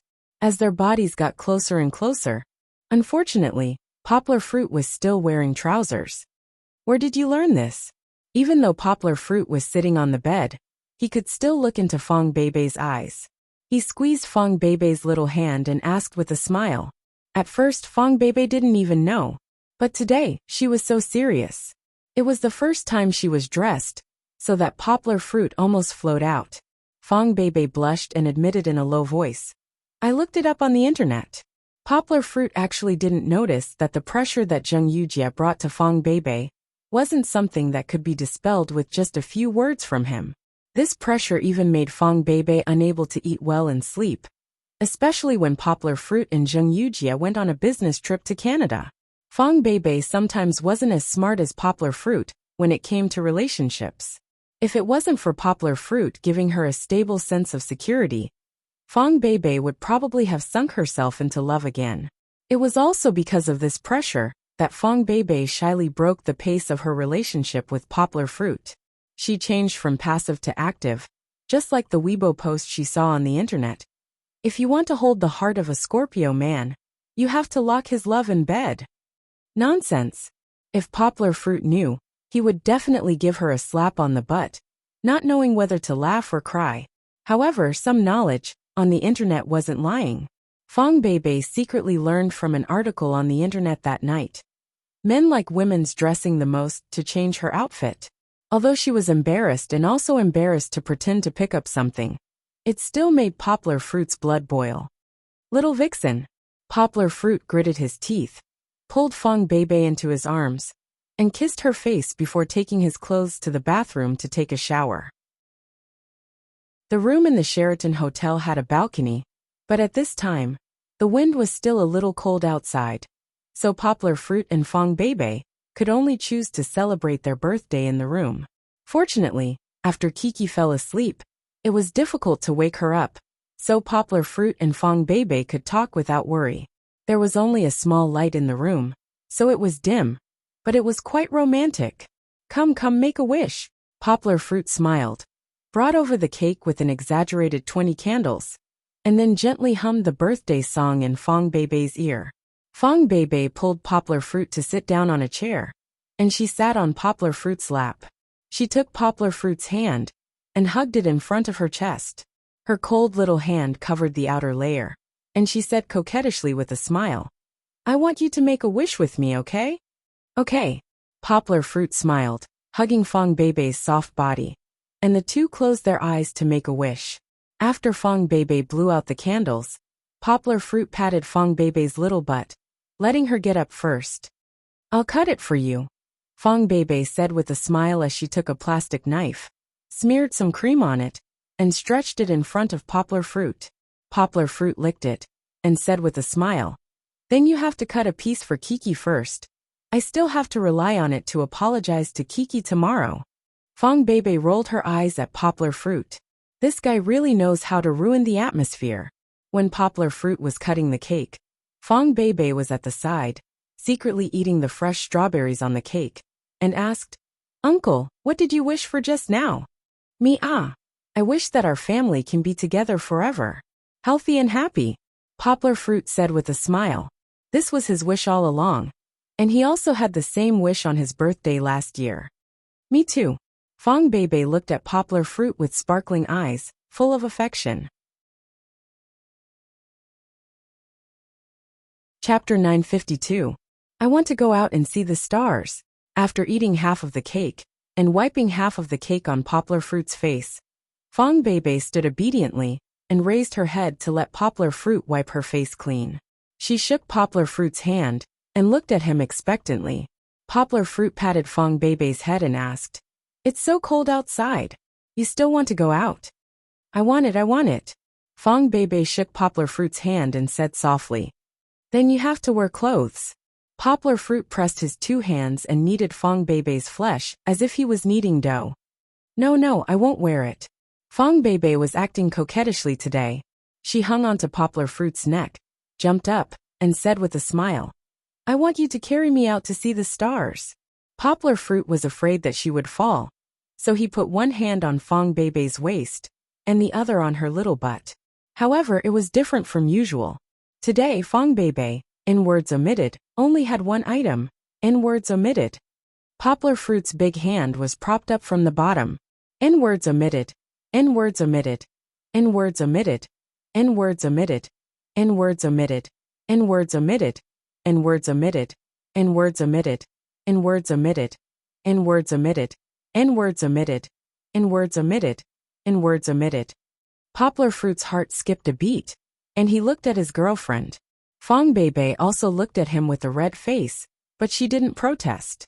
Looking at her, in words omitted, Yanghua couldn't help but kiss her, in words omitted. After kissing for a while, Poplar Fruit was a little restless, but Fong Beibei reached out and blocked Poplar Fruit's mouth. She blushed and said, "Wait a little longer. There's still a little longer." Her voice was as soft as a mosquito, but in such a quiet room, Poplar Fruit could still hear her clearly. Scratching his head with a smile, Poplar Fruit turned around and pulled up the blanket on the bed. She was currently neck. "There's still a present." Fong Beibei wrapped the quilt around herself and waited for Poplar Fruit to take the gift that was still in the process of being wrapped. The two of them then went out to the balcony and sat on the bench while hugging each other. "Are you cold?" Poplar Fruit asked with concern. He covered most of the quilt on her body, and he also covered some places that might be. "No, I'm not cold. You're here." Fong Beibei also snorted sweetly with a nasal voice. "Actually, there's nothing to see in the stars outside. Poplar Fruit smiled and said, "Next time, I'll take you to my house to see it. It's far away from the big city, and it's a natural starry sky. Today is today, and the future is the future. Today is very important. I want to leave more romantic memories." Fong Bebe sat in Poplar Fruit's arms and fondled Poplar Fruit's handsome face. Through his deep eyes, she looked at the starry sky in his eyes. Sitting back to back on the carpet, listening to music and talking about wishes, Fong Bebe softly hummed, "The most romantic thing." Poplar Fruit still wanted to sing with her, but Fong Bebe reached out her hand and blocked his mouth. "This guy's singing is out of tune. It's fine as long as it's nice to listen to." Fong Bebe's singing was very good. Her voice was light and filled with deep emotions. Poplar Fruit couldn't help but gradually become infatuated. "The most romantic thing I can think of is to slowly grow old with you. Along the way, I'll collect bits and pieces of laughter, and we'll talk about it slowly in the rocking chair in the future. Just like this, we'll hold hands and slowly walk through the long river of life together. When you and I both have white hair, just like today, we'll sit on the same rocking chair and look at the bits and pieces of romance that we've experienced together, and let happiness swirl in our hearts like a small whirlpool. The most romantic thing I can think of is to slowly grow old with you. Until we're too old to go anywhere, you'll still treat me like a treasure in the palm of your hand." Fong Bebe leaned on Poplar Fruit's shoulder and sang affectionately. Poplar Fruit was also fascinated by it. Suddenly, he felt a drop of water suddenly fall on his neck and break into several pieces. Poplar Fruit's eyes instantly became clear. He gently held Fong Bebe's head, only to find that his beloved little girl's face was mottled with tears. It was already cold from the cold wind of the upper level. "Baby, what's wrong? Why are you crying?" Poplar Fruit asked. He lovingly wiped away the tears on Fong Bebe's face with his thumb and held her small face in his warm palm. "Uncle." Fong Bebe held Poplar Fruit's hand in a daze. She gently rubbed her face against it and whispered, "I'm so scared. I'm scared that one day, you won't want me anymore. What will I do then?" "Silly girl, we'll always be together." Poplar Fruit looked at Fong Bebe affectionately, rubbed her head and said. He knew that Fong Bebe's heart was the source of her uneasiness. He could only comfort her again and again tirelessly. Fong Bebe leaned her head on Poplar Fruit's chest. Like a child, she stretched out her pinky, pouted her small mouth and said, "You have to pinky swear with me. You can't go back on your words." Poplar Fruit pinky swear with her, and swore very seriously. Poplar Fruit pinky swear with baby today. "In this life, I'll never change my mind to baby. I'll always spoil her, and I'll never be fierce to her. I'm your baby." Fong Bebe's heart was sweet. She gently drew on Poplar Fruit's chest, as if she was writing the word baby into Poplar Fruit's heart. Of course. Poplar Fruit laughed and pinched Fong Bebe's nose. In this way, Poplar Fruit enjoyed the luxurious lights and starlight in Macau. Fong Bebe, who first proposed to see the stars, didn't even want to move her eyes. She smiled sweetly and leaned on Poplar Fruit's arms, enjoying the warmth of this moment. She couldn't feel the cold. Even her exposed face was protected by Poplar Fruit's hot chest and gentle palm. Her body was warm, and so was her heart. Actually, the gift can be opened in advance. Fong Bebe couldn't bear it anymore. She reached out and gently pulled the ribbon on the square box. She didn't dare to use force, so she just fiddled with it. "You have to go in to open it," Poplar Fruit said as he pinched her slightly cold little nose. "Well, let's go back." Fong Bebe nodded and said expectantly. Back in the room, sitting cross-legged on the bed, Fong Bebe saw Poplar Fruit's gaze involuntarily. She shyly pulled, "N-word omitted here," and covered, "N-word omitted here." "I'll open it." Fong Bebe licked her lips and asked eagerly. "Open it." Poplar Fruit smiled and sat beside her and watched. The packaging ribbon and colorful paper box were slowly peeled off, and the crystal-like transparent glass box inside gradually revealed its true appearance. Fong Bebe couldn't help but cover her mouth and look at the transparent box in surprise. There were blue and purple flowers blooming. Although it was made of cloth, it was exquisite as if it was real. It was very beautiful.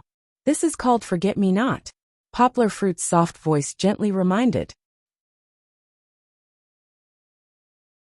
Chapter 953. What's this? Fong Beibei looked at the flowers obsessively, but she suddenly saw that there seemed to be something else inside.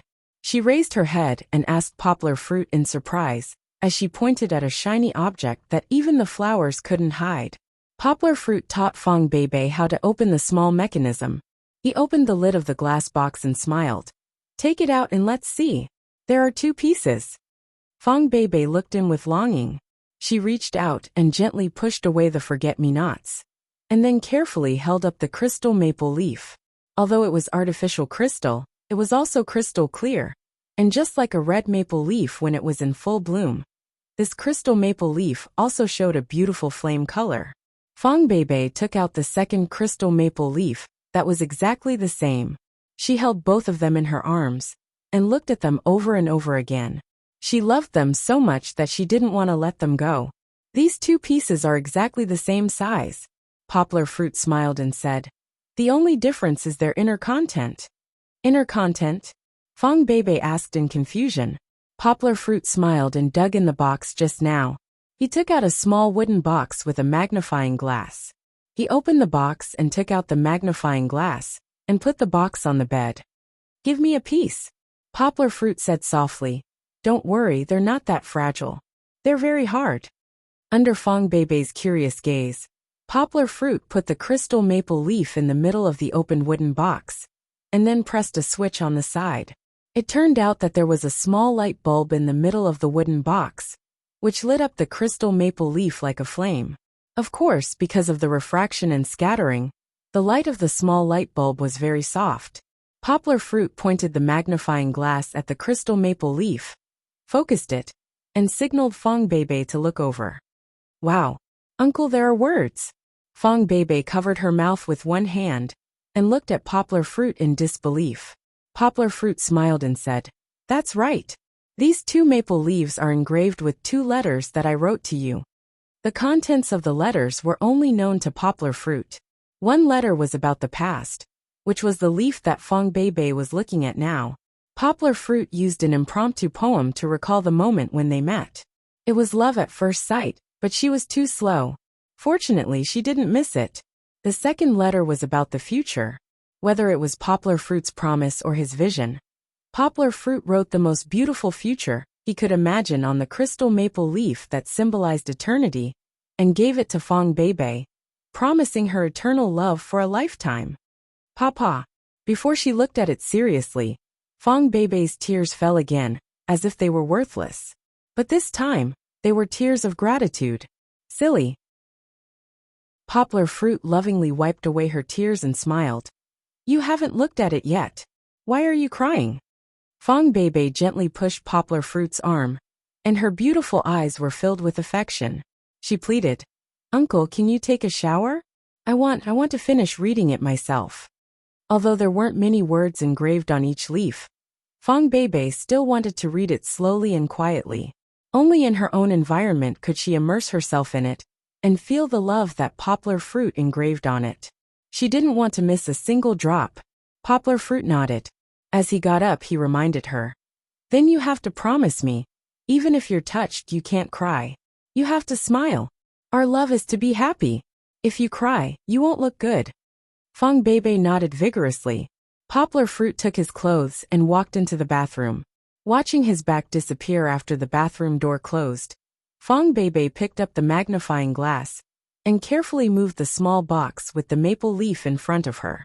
Her movements were gentle, as if she was worried that it would break if she used too much force.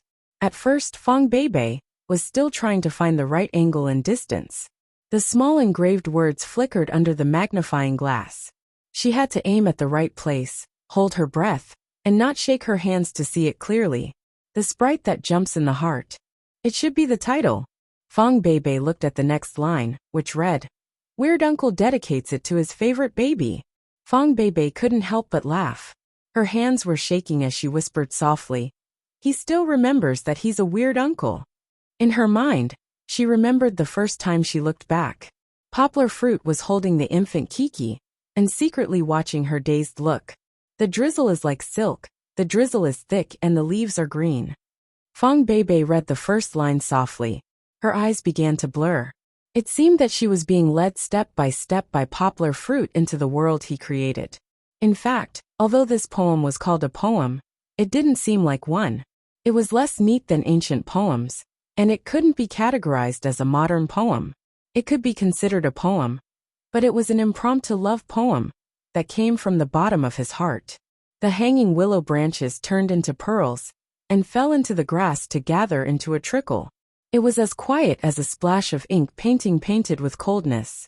The background was harmonious and lacked a touch of romance. The second line described a scene. Was it the scene by the lake? It looked like it, but it didn't look like it. Inadvertently, a young lady broke into the grass and disturbed the tranquility. Like a naughty elf, she jumped on the tip of the grass and danced with her delicate feet, stirring up clear waves and shattering the sparkling and translucent leaves into the interconnected water surface. She understood. The first picture was about poplar fruit's state of mind. Because of his ex-girlfriend's departure, he was sad, tearful, gloomy, and lost. But Fong Beibei's sudden intrusion brought life to his state of mind, brought happiness and hope. Fong Beibei might not know, and poplar fruit might not notice, but at that time, his heart was already opened. Like a stupid painter, this world was dazzled by the happy figure in her unrestrained big eyes. He simply wiped away the clouds and rain with a stroke of his brush and let in the sunshine. He looked at the beautiful figure by the lake and her smiling big eyes. His state of mind was suddenly enlightened. Fong Beibei's kindness and gentleness were like sunshine, imprinted in poplar fruit's heart, making him feel warm.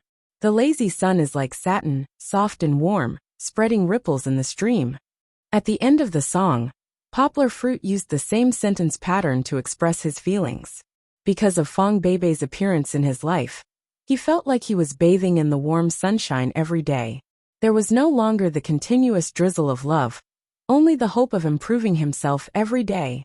Fong Beibei was not moved to tears like before. She gently stroked the maple leaf that poplar fruit carved with his heart in love, and the corners of her mouth gently curved up. Just like poplar fruit's state of mind, at this moment, she also felt soaked in love, warm and happy. Chapter 954. Humph, Papa, you're lying. Kiki will never believe you again. Papa knows he's wrong. Look, didn't Papa buy you a cake to make amends? Kiki, don't you like to eat cake the most? In the room, the conversation between Kiki and poplar fruit could be heard from afar, and the bright sunlight also shone in the room, making the room warm. Fong Beibei's long eyelashes trembled, and she squinted her eyes and woke up. But, the little girl seemed to swallow her saliva, and said hesitantly, Papa is wrong. Then the cake is here. Kiki, do you want to forgive Papa? Poplar fruit wanted to carry on with his rascal father to the end. In the end, the temptation of the cake was still strong. Kiki licked her small mouth, stared at the cake, and said with a weak position, Okay, Kiki forgives Papa. Uft. The laughter from the bed made poplar fruit and Kiki couldn't help but turn their heads, only to see Fong Beibei propping up half of her body, one hand lifting up her messy hair, and looking at them. Sister Beibei, you're sleeping in. Kiki didn't care about the cake. She jumped down from the chair, jumped on the bed and chirped. The sun is shining on your butt. Poplar fruit certainly knew why Fong Beibei woke up so late. Yesterday, they were tossed until the latter half of the night. In the end, poplar fruit even carried her to take a hot bath and change the new sheets. Except for poplar fruit, who else could be alive and kicking so early in the morning? Besides, Fong Beibei had just experienced the pain of breaking a melon, so her mental and physical consumption was huge. Naturally, she needed to sleep to recover. It seemed that after one night, Fong Beibei had changed a lot. It seemed that her skin was more rosy, and when her hair was combed, there was a bit of mature charm that couldn't be felt before. These changes were all because of poplar fruit. Poplar fruit walked over and sat beside Fong Beibei. He touched Fong Beibei's face lovingly, and then kissed her forehead. Uncle, good morning. Fong Beibei didn't care about Kiki's watching, stretched out her arms, and hung around poplar fruit's neck, and said sweetly, Good morning. Poplar fruit smiled brightly looking at her and said, Are you still sleepy? Are you sleepy? Fong Beibei shook her head and smile. Fong Beibei's poplar fruit, and Kiki. SPOS, however. Just as Fong Beibei moved her legs, she screamed and didn't dare to move anymore.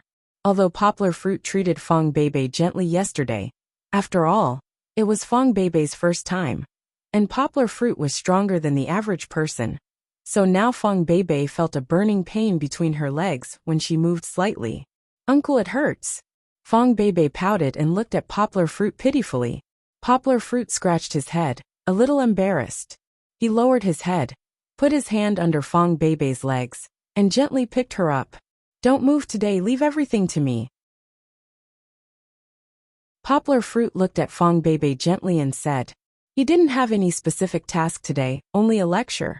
Originally, he wanted to listen to it because he was interested, but today his girlfriend was more important. So he might as well skip the whole day. Fong Beibei smiled sweetly and leaned her head on poplar fruit's chest. Sister Beibei is lazy.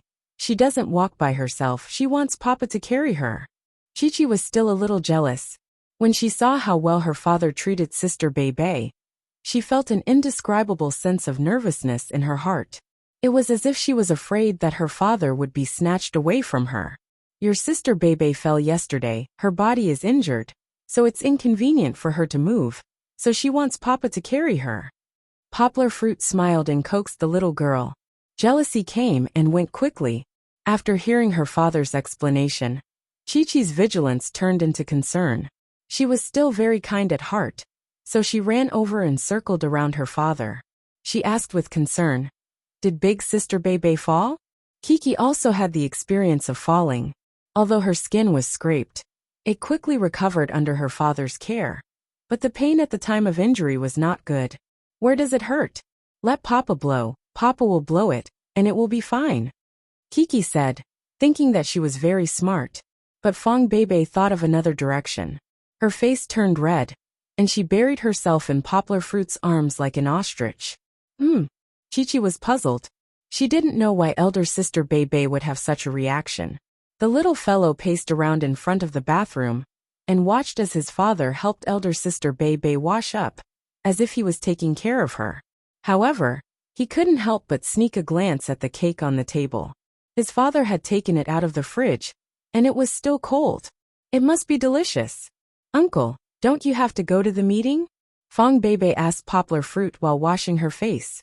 She had difficulty moving, but it was not that she could not take care of herself. Of course, she washed her face and brushed her teeth by herself. I skipped. I haven't skipped class for a long time. Poplar fruit whispered to Fong Beibei. This was not a good thing.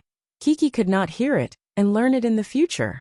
Back at the table, poplar fruit had already ordered breakfast from the hotel waiter, and it was sent to the room. There was hot bone porridge, which was for Fong Beibei to supplement collagen, and there was a special Portuguese tarts, which looked very appetizing. There were also various pastries. Poplar fruit considerately found a soft sofa cushion and put it on the chair, so that Fong Beibei could not directly touch the cold chair. Kiki sat in her seat and looked at the cake in front of her reluctantly. Then, she looked at Fong Beibei and said with a little heartache, Sister Beibei, Kiki's cake is for you to eat. Eat half of it. Fong Beibei was so surprised that her mouth formed a no shape. She knew how much Kiki liked cream cake. She ate it without caring if her stomach could take it. But she actually gave the cake to her, half of it. Poplar fruit only cut a small piece for Kiki, and Kiki herself could not eat enough. Poplar fruit was also very surprised. He knew Kiki better, so he smiled and said, Baby Kiki is so good to you. She is not willing to share her food with just anyone. She doesn't even give it to Daddy. Sigh. Sister Beibei is injured. Kiki has to take care of Sister Beibei. Kiki pouted. She felt that what her father said was wrong, even though she could not figure out what was wrong. Fong Beibei was so moved that her eyes became watery. She reached out and hugged Kiki, kissing her. She even rubbed her face against Kiki and said emotionally, Good Kiki, Sister Beibei is very happy. But, Sister Beibei can't eat cake today because the cream is too greasy. Sister Beibei needs to eat porridge to recover quickly. Fong Beibei smiled and said to Kiki, So this small piece of cake, Kiki should eat it herself. Kiki immediately became happy. It seemed that this little foodie was still a little foodie.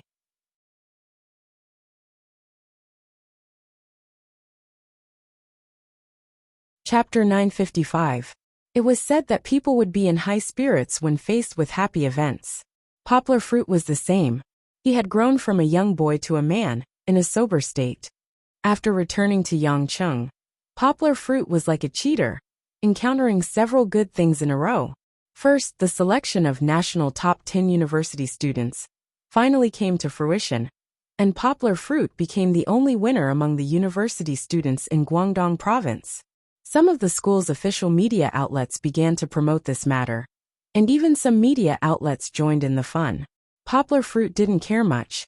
He even refused to accept interviews from the media as usual, and let this matter slowly fade away. Of course, this matter still had an impact on Poplar Fruit. After a week of publicity, the award would be awarded. Poplar Fruit, under the arrangement of the school, would also launch a tour of more than a dozen universities in Guangdong province for more than a month. The second good thing was Poplar Fruit's research on health taiji fist. While maintaining the most basic beauty, he removed some cumbersome movements that were difficult to learn, and added 2 movements that were beneficial to the heart and lungs after training, integrating them into a new type of health taiji fist. Poplar Fruit didn't dare to use his own name casually, because of the suspicion of picking up other people's wisdom. He only taught it to Fang Beibei and Chen Anlin in a low-key manner. From her, it was spread to the grandpas and grandmas in the square, who liked to get up early to exercise. As for how effective it would be, he couldn't tell at the moment, but Poplar Fruit was very confident. This was because when he personally experienced it, he could feel the nourishing effects of this taiji fist. Although it couldn't be as fierce and aggressive as Taekwondo, it was easy to learn, and its health effects would gradually spread. Poplar Fruit didn't intend to ask for any intellectual property rights for this health taiji fist. He only recorded it as an interest class, and put it in his own remote education system. As for Chen Anlin, Poplar Fruit purely helped him out of friendship, and didn't ask for anything in return. Originally, Chen Zongdai had some complaints about Poplar Fruit skipping work on the last day of the seminar. However, Poplar Fruit excitedly came to him over the weekend, and provided him with a preliminary research report of nearly 30,000 words. Chen Zongdai also forgot about his dissatisfaction. In Chen Zongdai's eyes, Poplar Fruit's 30,000 words were hundreds of times more precious than any translation theory. Why did he say that? No matter how good the theory was, it was still a theory and research, and it was more practical than ideal. In addition, it was used for top translators, and it didn't reflect its value to ordinary translators. Poplar Fruit's latest preliminary research report came from a flash of genius. If it could really be realized, it might overturn the entire pattern of teaching Chinese to the outside world. It might even bring new help to the spread of Chinese. That's right, this was the new method of learning Chinese that Poplar Fruit suddenly wanted to study. He believed that Chinese was judged to be the most difficult language to learn for a reason. However, with the glorious history of Chinese for thousands of years, Poplar Fruit firmly believed that Chinese wouldn't become more difficult to learn. The difficulty was caused by cultural and linguistic differences. Therefore, Poplar Fruit wanted to find a new breakthrough to change the situation of the difficulty of learning Chinese. Of course, Poplar Fruit only treated this as a research project. He didn't think that he could quickly make a change that so many sages couldn't do for thousands of years. However, after returning from Macau, Yanghua felt refreshed, and his mind was better than ever. With a flash of inspiration, he seemed to have found a path that led to the Sunshine Avenue. Word disassembly method. The following content is purely Xiaohan's imagination. Just let the officials laugh it off. Don't think too much about it. Just like English words can be disassembled into several English letters, Chinese characters can also be disassembled into different radicals. However, because the pronunciation of Chinese characters didn't have much to do with the radicals, it was difficult to conclude an effective rule. On the other hand, Yanghua suddenly thought of something that might be useful.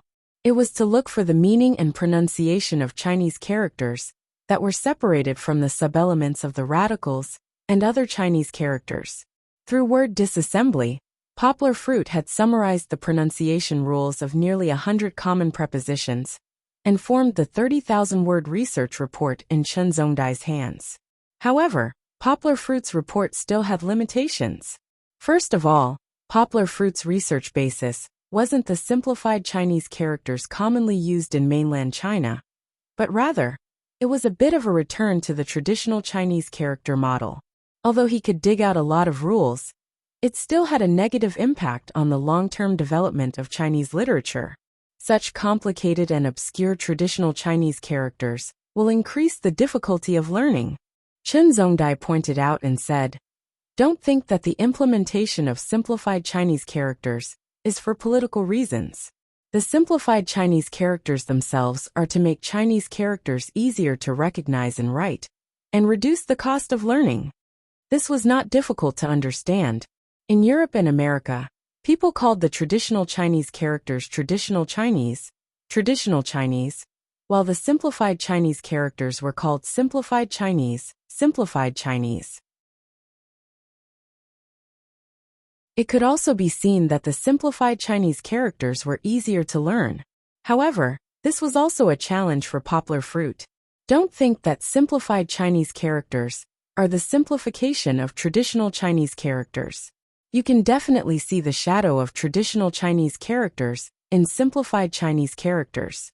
This was a wrong understanding. This was because the process of simplifying traditional Chinese characters included two aspects. The first was the familiar reduction of strokes, which was the so-called simplification.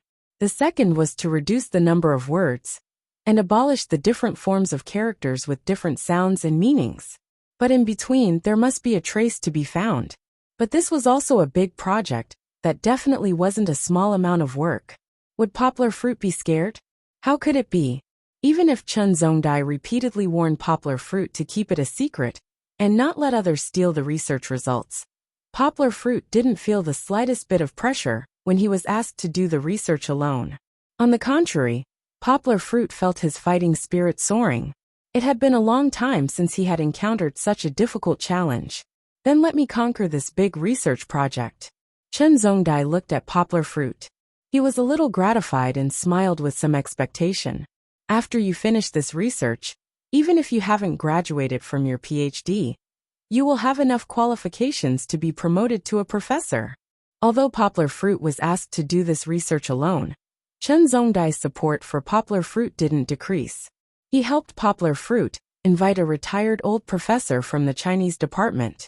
He was once a leading figure in the Chinese research field in China. He let Poplar Fruit follow him for a while. Although Poplar Fruit was proficient in more than a dozen foreign languages, he hadn't completely understood the essence of Chinese yet. Next, in this semester, in addition to his own courses, Poplar Fruit would also learn all the knowledge in the field of Chinese research from this old professor. Is this a kind of reforging in the academic field?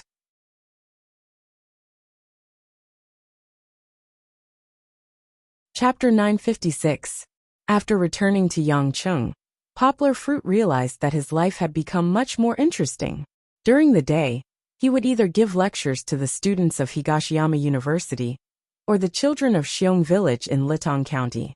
He would also mix around with a group of professors, graduate students, and people from Beijing International Studies University, such as Professor Rowling, to research and perfect the almost mature translation theory.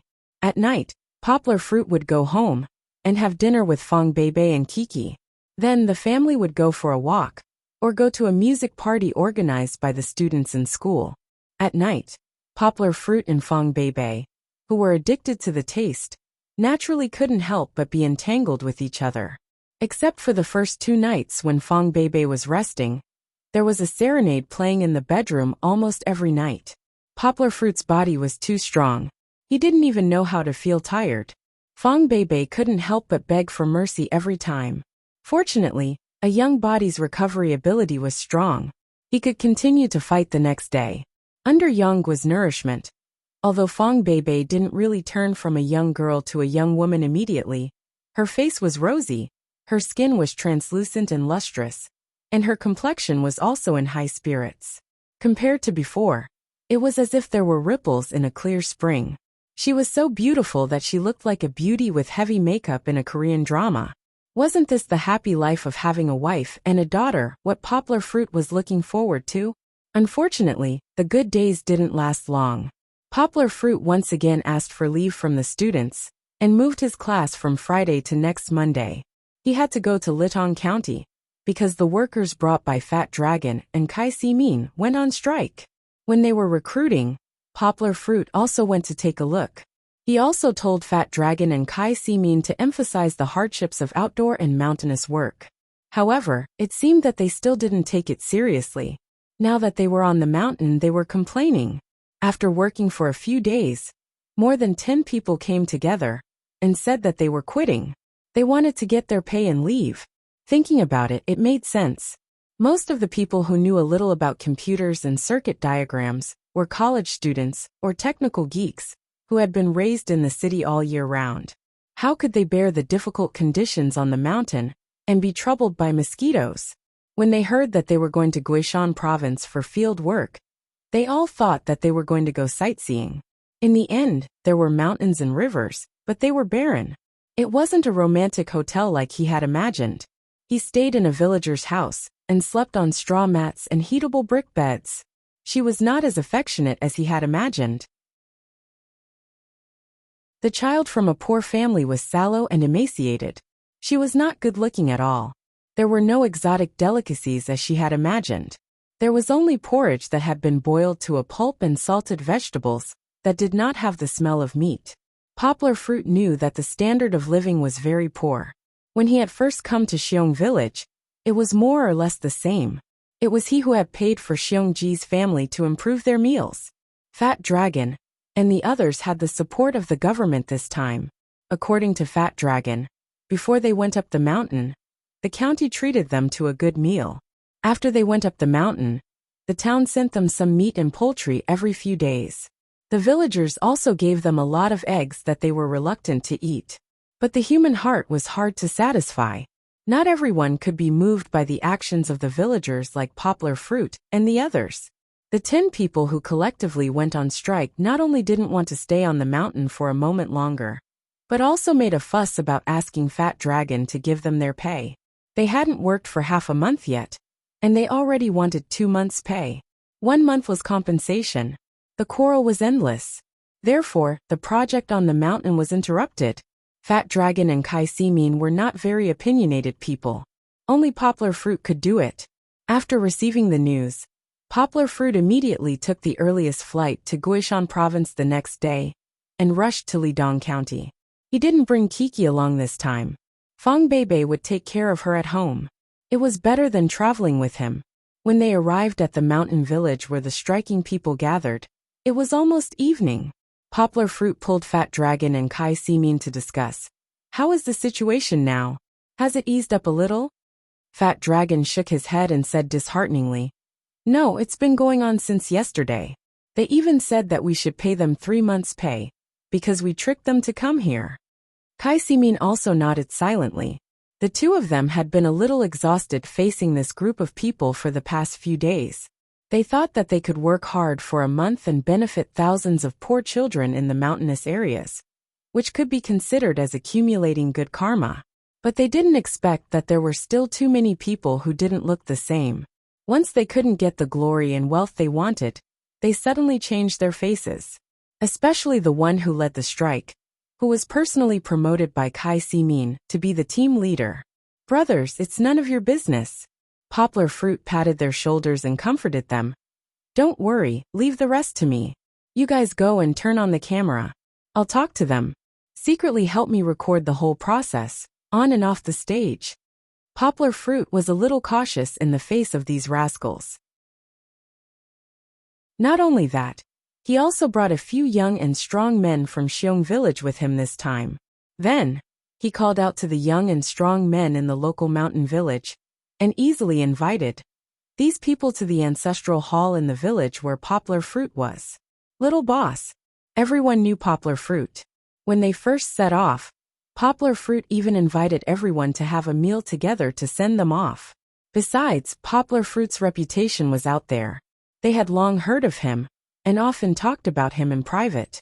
However, it was different from when they first ate together. Poplar Fruit now had a straight face.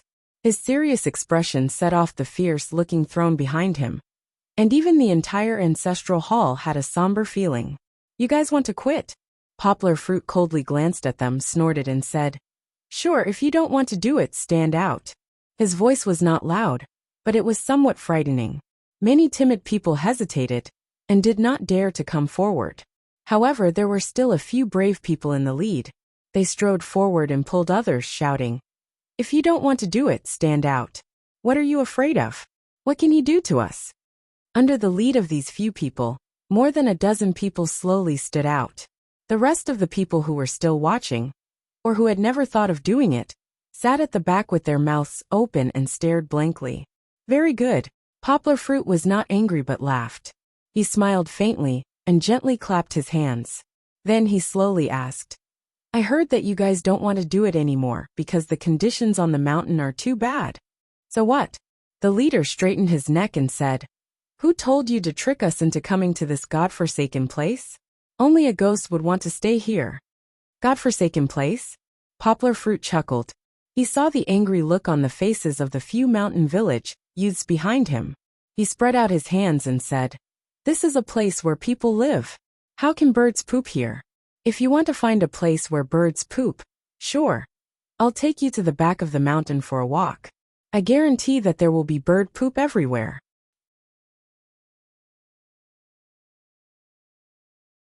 Chapter 957.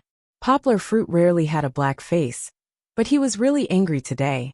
Even though he had rushed here for a day, Poplar Fruit did not have time to rest, and stood in front of this group of people who were on strike. However, he was criticized by the other party. "What right do you have to talk about me? Aren't you shirking your responsibility? We're staying on this ghost mountain in the middle of nowhere. Where are you? Don't think that we don't watch the news." The meaning was very straightforward. They were saying that Poplar Fruit was having a good time in Macau, but they were deceived to come here to suffer, so they felt unbalanced. It seemed that it was not a good thing to let Fat Dragon spread the internet on the mountain too early. However, Poplar Fruit was magnanimous about this matter. He looked at them indifferently and said, "I didn't accompany you this time because I had something to do. Even if I went to Macau, it was to attend an academic conference.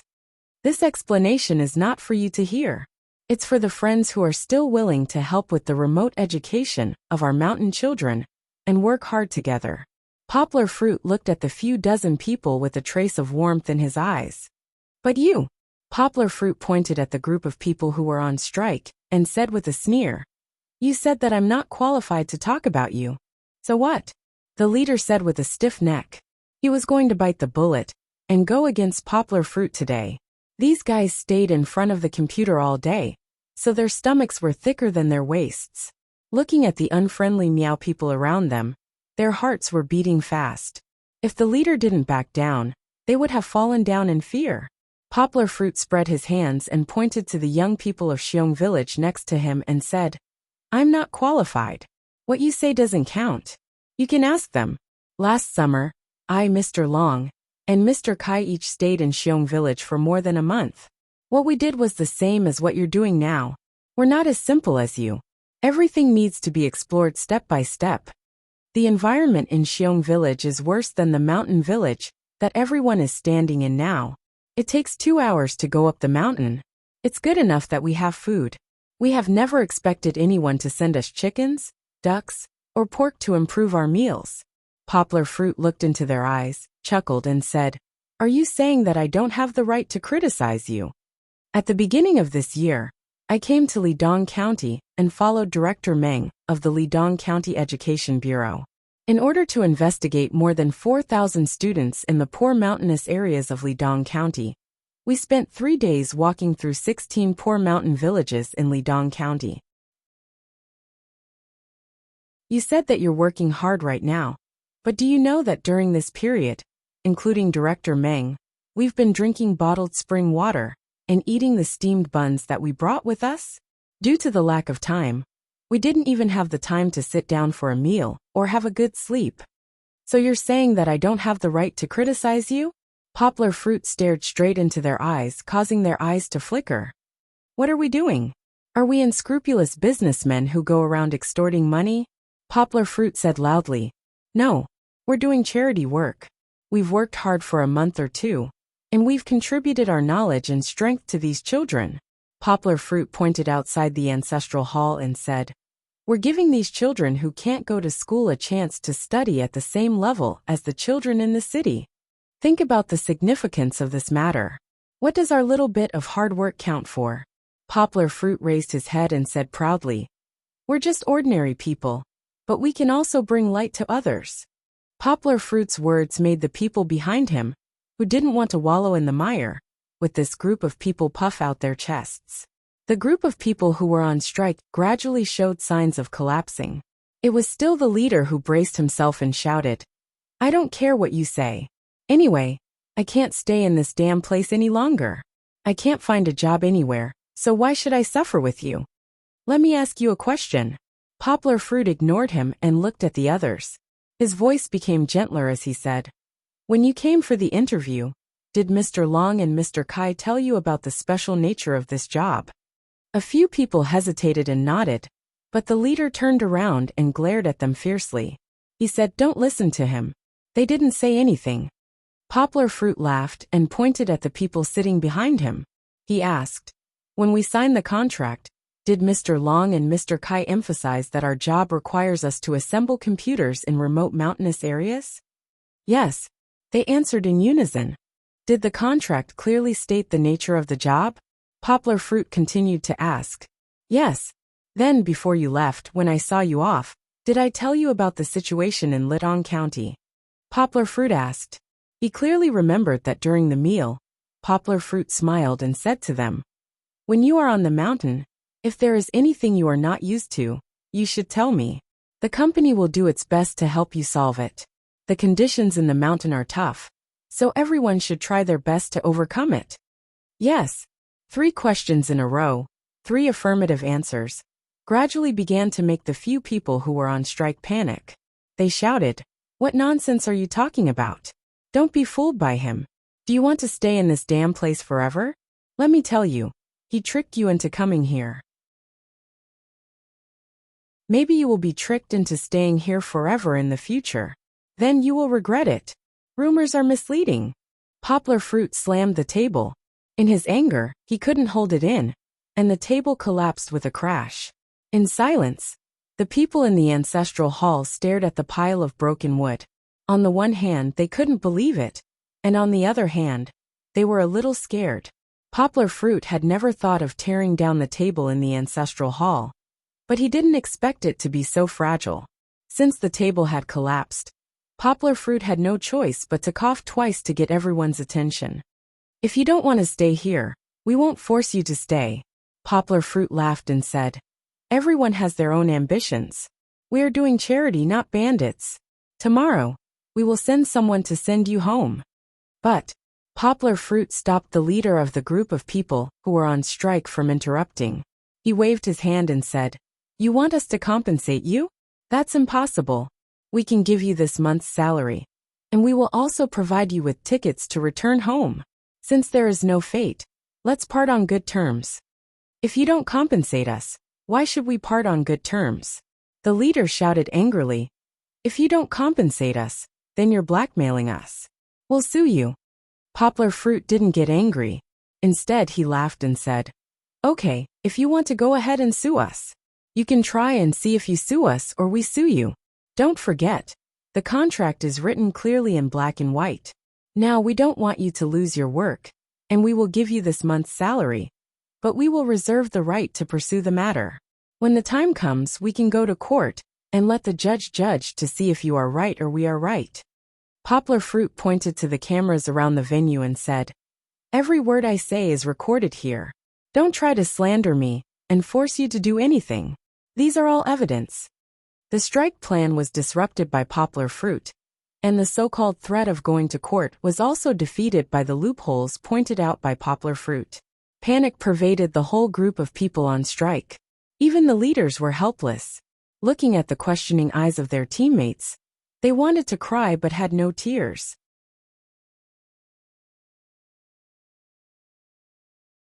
Chapter 958. The next day, the people who went on strike left Lidong County dejectedly. Poplar Fruit didn't know if they would bring trouble to them in the future, but they still kept the evidence, just in case. This incident reminded Yang Guo that public welfare wasn't something that could be done by just relying on their hot-bloodedness. As the amount of money involved increased, so did the number of people involved. It required a professional system and professional people to operate it.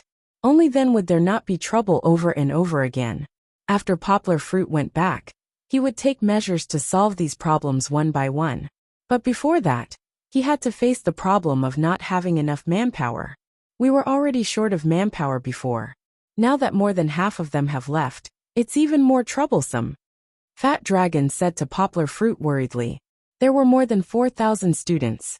They had to assemble so many pieces of equipment and instruct the village's school administrators to teach them how to use the equipment.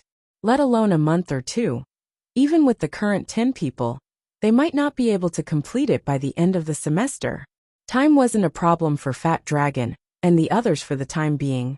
But for so many children waiting for them, every minute and every second was extra precious. Poplar Fruit turned to look at Meng Ping. Meng Ping had just come up the mountain not long ago. He asked, Uncle Meng, do you think it's possible for us to ask the villagers in the mountain for help? Didn't you say that your work was very delicate? They don't know anything, so how can they help? Meng Ping asked doubtfully. Even he was dazzled by the parameters on the machines, let alone the villagers who might not even be at the primary school level. He couldn't understand them. Fat Dragon also looked at Poplar Fruit doubtfully. He nodded and said, Yes, it might be very difficult. Poplar Fruit sighed and said, I've thought about it, but we have to realize that it's very difficult for us to find suitable replacements. Even if we hurry to recruit people, they might not be able to endure as much as the people who just left. Meng Ping nodded. As a native of Lidong County, he was quite upset when he heard that the workers had to leave because of the harsh environment. He couldn't sleep for the past 2 nights. He was just a small bureau chief and did not have the ability to change the poverty situation in Lidong County. Poplar Fruit continued. In addition, just like the situation in Xiong Village, we need to train the school administrators in the village in the future. We need to teach them the basic maintenance and use of the system so that they can manage it in the future. If that's the case, we can ask them to come over and help in advance. We'll train them first before they join us in the construction of the equipment. Poplar Fruit explained. If they can help us, they can also manage the equipment well in the future. It's killing 2 birds with 1 stone. Fat Dragon scratched his head and said, It's still hard to teach, right? The training time is very long. My suggestion is to take it 1 step at a time. First, let them follow your team and learn how to connect the wires, Poplar Fruit said. The complicated work can be delayed and taught slowly. I don't believe that I can't learn it after learning from you. Fat Dragon thought for a moment and said, If it's just in terms of hardware, it should be okay. But the people you choose should at least be literate, right? Poplar Fruit was not worried about the software, because as long as the equipment was assembled, Fat Dragon could control it remotely. As for those who can read, Yang Guo was in a bit of a dilemma. He turned his head and looked at Meng Ping. Meng Ping was also in a bit of a dilemma. He said, Don't even think about those who know English. I'm afraid there aren't many who can read. Let's try. Poplar Fruit said. At least 2 to 3 people from each village who can read Chinese and understand Mandarin. Also, it's best if they are not too old and are enthusiastic and responsible. The requirements are really high. Meng Ping shook his head with a bitter smile. But you're right. The person in charge of the school should have such qualities. Meng Ping finally nodded and helped to contact the 16 villages to send people. In order to help stabilize the situation, Poplar Fruit stayed and ate and lived with the staff who stayed.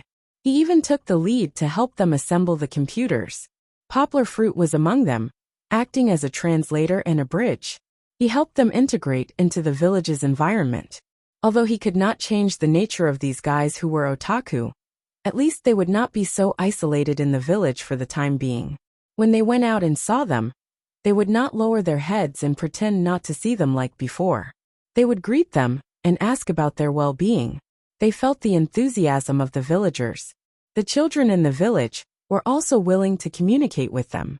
When they were resting, they would be surrounded by energetic children who devoutly listened to them talk about the outside world. The difficult environment could not be changed, but it could change their view of the people here. Many people told Yang Guo in private.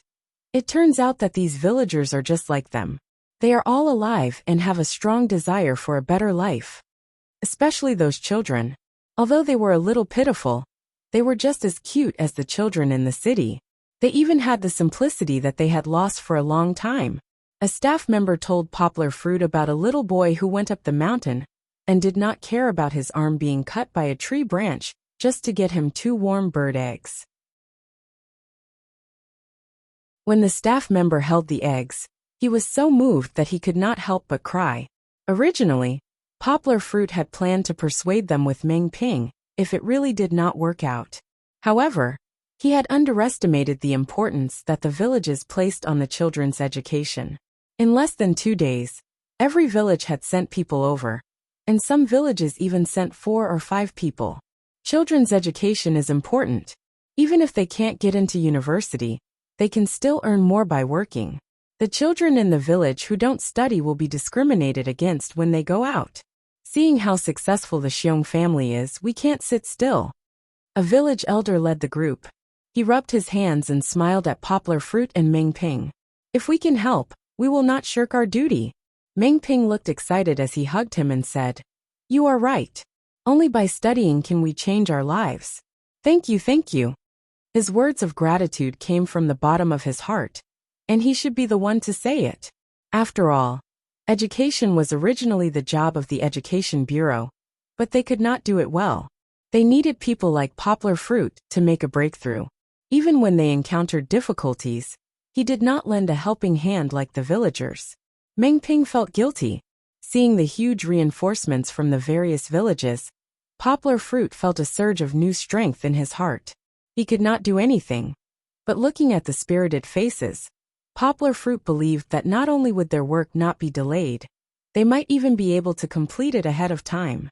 Poplar Fruit did not continue to stay because his usefulness was no longer obvious. He had to return to Yangcheng.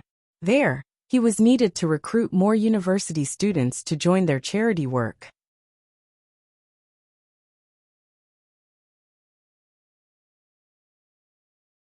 Chapter 959.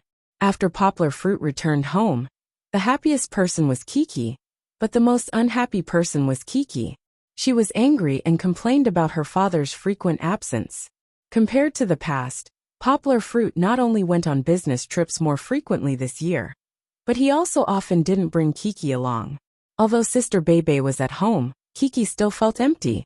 Her father's position in Kiki's heart was unique. Even Kiki's favorite sister Bebe couldn't replace her father as her companion. Originally, Kiki didn't stick to her father much, but this time when her father went out, Kiki always had a sense of crisis in her heart that her father didn't want Kiki anymore. Therefore, Poplar Fruit helplessly found that the little girl began to become clingy. She needed her father to feed her when she ate, play with her father, take care of her father when she bathed, tell her father a story when she slept, and wake up in the morning when her father woke up. Sometimes, when Poplar Fruit had things to do, Kiki wouldn't let Feng Bebe do it. When Poplar Fruit went to class, Kiki also held her father's hand tightly and didn't allow her father to leave no matter what. Later, Poplar Fruit had to take Kiki to class. Although the little girl was quite obedient and sat on the chair next to him, it was still inconvenient and bad influence. However, Poplar Fruit still thought it through. If it was bad influence, then it was bad influence. As long as Kiki was happy, it was fine. Because of her father's company, the tension and worry on the little girl's face had disappeared without a trace. Instead, it was replaced by a bell-like laughter every second of every day. It could be said that it was an unrestrained laughter or a silly laughter. But Yanghua felt that her daughter's laughter was the most beautiful music in the world. For her happiness, it was worth sacrificing even a little bit. However, this also had something to do with Poplar Fruit's decreasing attention in the country. Since the beginning of the year, he hadn't accepted any media interviews and didn't participate in any television programs. Naturally, his exposure had decreased rapidly. The environment in the country was like this. Even if he was an A-list celebrity, if he didn't appear in the public eye often, he would be easily forgotten. Moreover, Poplar Fruit wasn't a celebrity to begin with, and there was no management company to promote him. At the beginning of the month, Poplar Fruit became popular for a while because of Running Man's appearance. However, that was a Korean program after all. Apart from loyal RM fans, no one else knew about this news. Half a month had passed, and the headlines changed a few times. How many people in the country still remembered the commotion caused by Poplar Fruit? This was good too. Without the media's pursuit, Poplar Fruit's life had returned to normal. Apart from the fact that there were many admirers in school who would pop up from time to ask for his autograph, he was no different from an ordinary person. If the media still pursued him relentlessly, and the fact that Poplar Fruit brought Kiki to class was exposed, who knew how many people would criticize him? Poplar Fruit spent a lot of energy on Kiki, but he didn't neglect Fong Beibei either. The two of them were still glued to each other, and couldn't wait to stick together all the time. However, after a few days, Poplar Fruit realized that Fong Beibei had started reading books on economics and management. This made Poplar Fruit a little confused. After asking, Poplar Fruit was shocked to hear that Fong Beibei wanted to take a double major in management. Baby, didn't you dislike studying finance and management? Why do you have to force yourself to take this double major? Poplar Fruit knew Fong Beibei better than her mother. He knew that Fong Beibei not only disliked it, but also resisted it. She used to tell Poplar Fruit that studying mathematics in school was simple and pure. She had to spend time and effort to deal with relationships when it came to finance. That's right. Numbers were all little elves that were active in the 2D world. They wouldn't lie, and they didn't need to think about complicated emotions or come into contact with the dark side of humans. They were perfect for a kind and pure girl like Fong Beibei. If Fong Beibei really wanted to take a double major, she should have started before the end of her freshman year. Why did she have to catch the last bus of her sophomore year? I want to help you. Fong Beibei's answer shocked and moved Poplar Fruit. It turned out that when Poplar Fruit came back and told Fong Beibei what had happened on the mountain, he also lamented that the distance education charity fund needed more standardized management. But it was difficult to find suitable managers. Then Fong Beibei stupidly wanted to learn management by herself, so that she could help Poplar Fruit after she learned it. Silly, Poplar Fruit hugged her, and couldn't help but laugh. He pinched Fong Beibei's nose and said, "Why do we need you to do it? Although there aren't many talents who are willing to do a good job in public welfare, it doesn't mean that there aren't any," Poplar Fruit said with a smile. "I asked Brother Yao from Xinda and Teacher Peng Yu from New Translation Road to help me find suitable managers. Even if they can't work for long, they can help us for a year or two. A year or two is enough for us to cultivate our own management talents," Poplar Fruit said confidently. "I have already discussed with Wang Yuba to let him go to the foundation for an internship, learn from the managers recruited from outside, and gain some experience in running a charity fund." Wang Yuba was indeed a very good young man. He was very talented in management. It was just that he majored in French and lacked working experience in society. After all, the operation of a company in society was far more complicated than that of a school club. "Isn't he together with Shanshan?" Poplar Fruit said with a smile. "So he is reluctant to leave our distance education platform. As for you," Poplar Fruit kissed Fong Beibei's forehead and said with a smile, "you don't need to learn management that you don't like so painfully. With so many friends helping you, there is no need for my wife to do it." "Who's your wife?" Fong Beibei rolled her eyes at him, but still said hesitantly, "But I still feel very useless. I can't help you with anything." In the past, the two of them were still studying games together. But now, Fong Beibei felt that the trajectory of her and Poplar Fruit's trajectory was getting bigger and bigger. Fong Beibei could not get involved in Poplar Fruit's translation work. Now that there was a problem with the distance education platform, she could only watch. Even if they were both students, she did not know how to help Poplar Fruit with the typesetting when Poplar Fruit wrote a thesis. Only Poplar Fruit was taking care of her all the time, and she could only hide under Poplar Fruit's wings. She was completely useless. "Isn't there a saying?" Poplar Fruit said with a smile. "I am responsible for earning money to support the family, and you are responsible for being beautiful. I don't mean that you are a vase. What I mean is that I hope you can have your own interests and hobbies, and have your own career. For example, you can study math problems. If you can live a happy life, it will be the best help you can give me." Poplar Fruit thought that by saying this, Fong Beibei would be able to put down her worries. However, he did not expect that this matter had quietly buried a hidden danger between them.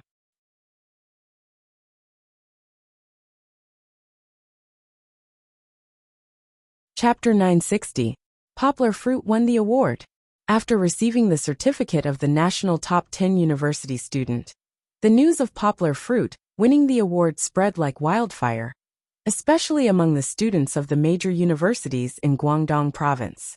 Although the National Top 10 University Student Award had never been noticed by people, compared to the real national scholarship and school scholarship, this kind of false reputation was difficult to enter the eyes of the students. However, this time, because Poplar Fruit won the award, the Poplar Fruit who was famous last year, things began to become a little different. However, in the eyes of these proud sons of heaven, Poplar Fruit was not qualified to win this award. They felt that it was a little inconceivable.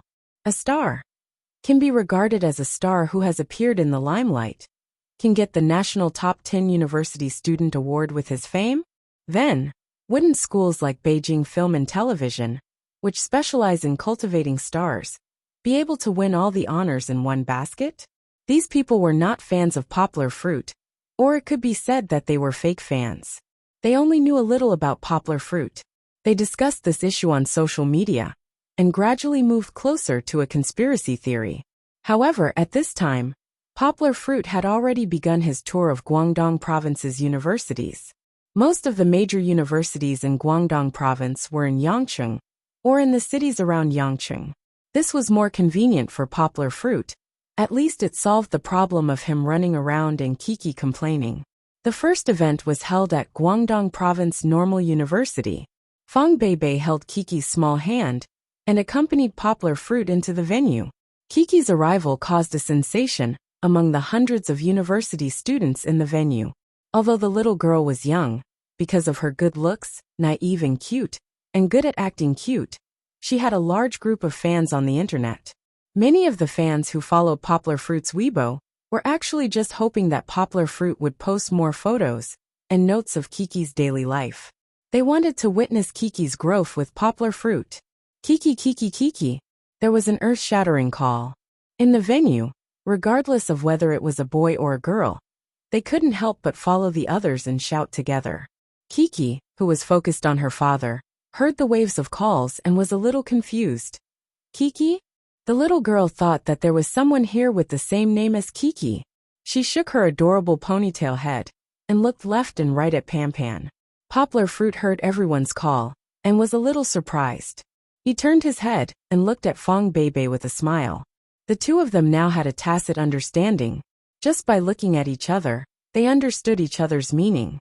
Poplar Fruit took Kiki's little hand and let her climb up the high steps to the stage. "Papa, there are two Kiki." Kiki raised her head, shook her father's hand, raised two little fingers, and said somewhat innocently, "Haha, who said there are two Kiki?" Poplar Fruit lowered his head and hugged Kiki, asked with a smile.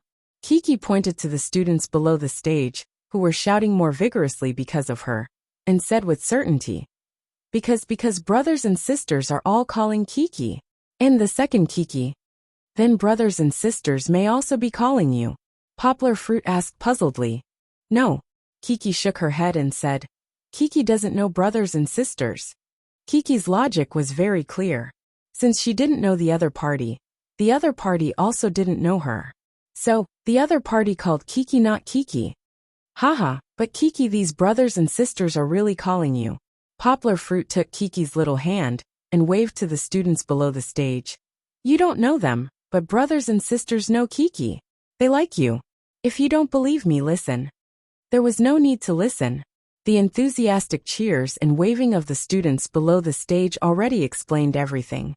Kiki was originally fine, but knowing that so many people like her, she became a little shy. She blinked her big eyes and suddenly blushed and hid in her father's arms. The little girl's shy appearance made the students below the stage even more fond of her. They laughed and finally, Poplar Fruit asked for the microphone and said a few words to control the somewhat chaotic scene. The scene was handed over to the student union's host. Poplar Fruit carried Kiki down the stage and handed her over to Fong Bebe, who was sitting below the stage. However, the attention brought by the little girl still hasn't subsided. The distant students couldn't see it, but the students sitting in the first few rows were simply overjoyed. Not only the students, but several teachers next to them also couldn't help but turn their head and tease Kiki with a smile. How old is Kiki? Kiki's speech is really good. Do you know how to recite Tang poems? There were so many questions that Kiki was a little overwhelmed. Under Fong Bebe's encouragement, she answered a few questions and then became a little unhappy. Not knowing who started it, many students plucked up their courage, and before it started, one by one, ran over to take photos with Kiki. Fong Bebe was too embarrassed to reject, so she could only let Kiki suffer. Those adults held her little hand for a while and pinched her face for a while, making Kiki feel as though she was being watched in a zoo. And this was the treatment that Fong Bebe blocked for her. Finally, the little girl pouted her little mouth and called out unhappily, Kiki doesn't want to play with you guys anymore.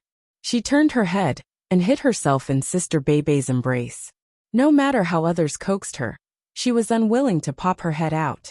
Fortunately, the host over there had already called for everyone to return to their seats.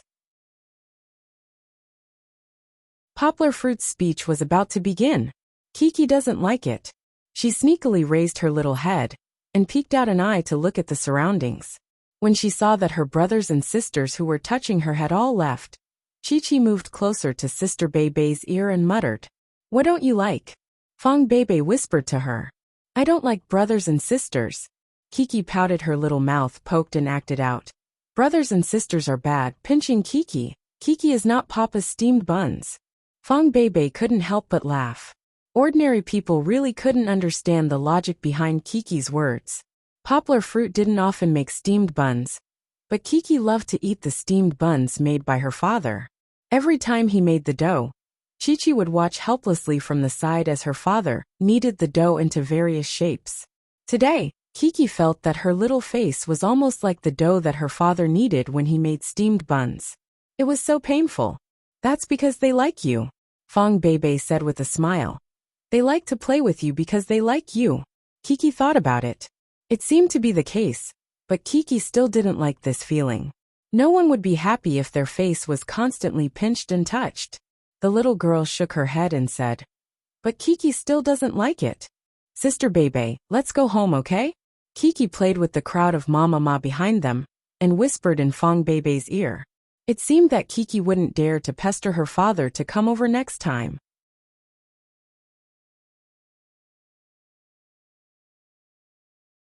Chapter 961. Let's welcome Poplar Fruit, who has won the title of one of the top 10 students in the country, to give a speech. Let's welcome him with a round of applause. Poplar Fruit came up with a microphone in his hand and a smile on his face. His expression was very calm, without any nervousness or panic. Everyone even felt that the school leaders who came up to read the script did not have the same calm demeanor as Poplar Fruit. Today, Poplar Fruit was dressed casually like he usually did when he gave speeches. He wore a pair of jeans that gave off a youthful vibe, and a polo shirt that was not from a famous brand. He looked like a big brother next door. Of course, if Poplar Fruit had a 2-year-old child at home, it was possible to treat him as a handsome uncle like the immortal legend Lin Jiying. He stood upright on the stage with a microphone in his hand. He did not have a script or any decorations. He had an extraordinary temperament, and his long legs were also one of the focal points of the audience. After the applause and cheers gradually subsided, Poplar Fruit raised the microphone and said with a smile. In the past, people introduced me as a famous model, an internet celebrity, the Nobel Prize winner teacher Mo Yan's personal translator, and later Kiki's father. The students in the audience laughed knowingly. Now there is finally a little change. I have become one of the top 10 students in the country, Poplar Fruit. But in the end, it is still not me, not just me. Poplar Fruit scratched his head and said with a smile. Of course. I think you are here to listen to Poplar Fruit's speech, not the speech of one of the top 10 students in the country, right? The laughter of agreement gradually turned into applause. Poplar Fruit did not make any humorous jokes, but every sentence was sincere. In other words, every sentence was spoken to the bottom of everyone's heart. Of course, I am not looking down on one of the top 10 students in the country, Poplar Fruit said with a smile. In fact, I feel that compared to the other students who have won the award, I am still lacking a lot in terms of spirit. This is also a question that many netizens are discussing online. Poplar Fruit smiled and said frankly, therefore for me, this award is not only an affirmation of my past, but also a whip for my future. It reminds me not to be arrogant too early, and reminds me to do more and better. So, this is also the topic of my report today. Poplar Fruit pressed the remote control, and the first page of his PowerPoint presentation popped up on the big screen behind him.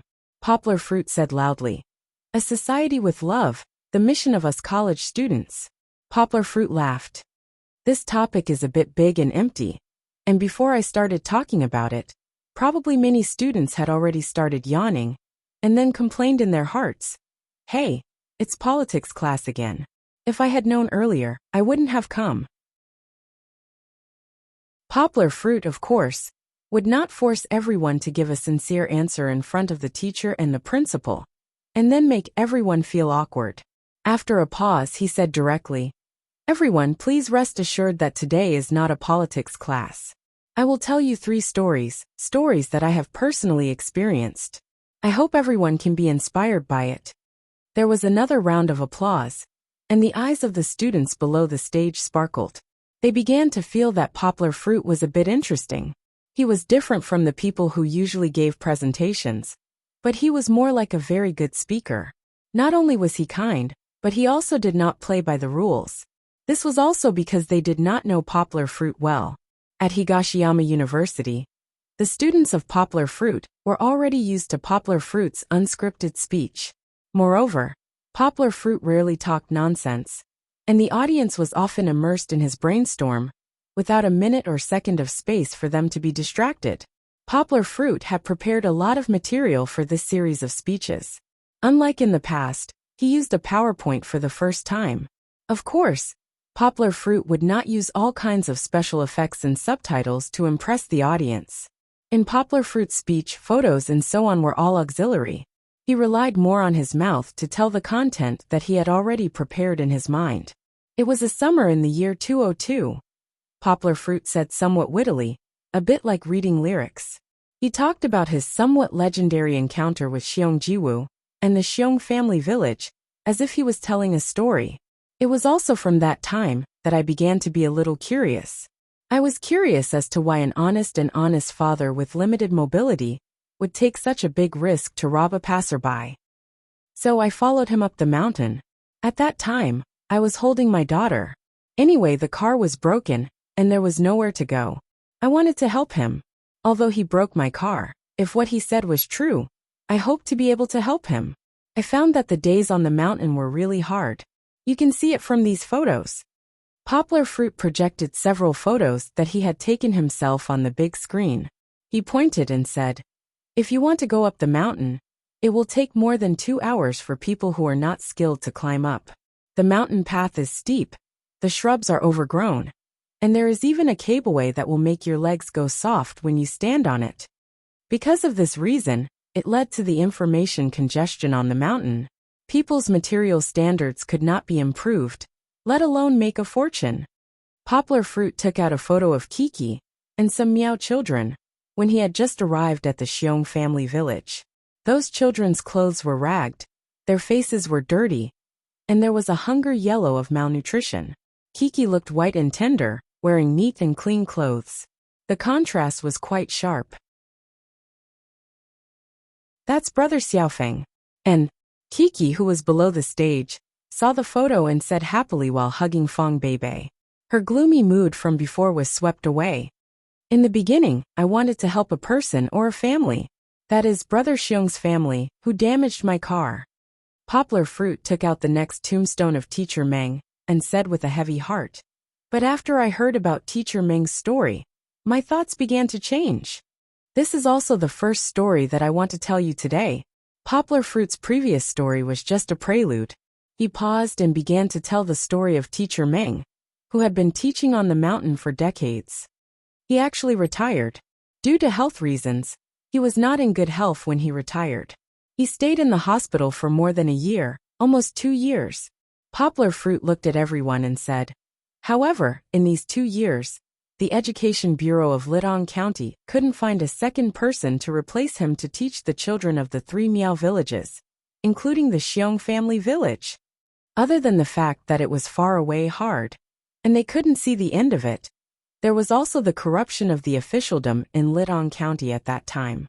Many of the funds for poverty alleviation and voluntary teaching were embezzled by the local government.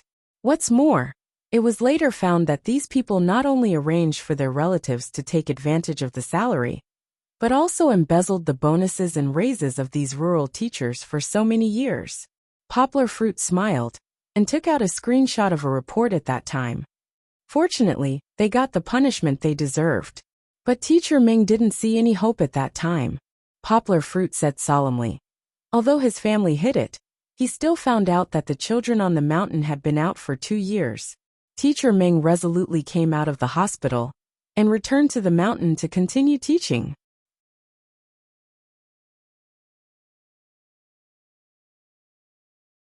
Chapter 962. Mr. Meng's story is too tragic, but when Poplar Fruit painfully told the story of Mr. Meng's life on the podium, many girls with shallow tear ducts couldn't help but shed tears. Even those who didn't cry had red eyes.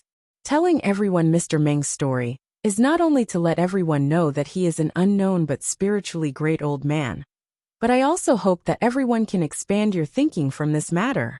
Poplar Fruit said, facing this kind of situation, what can we, as university students, do?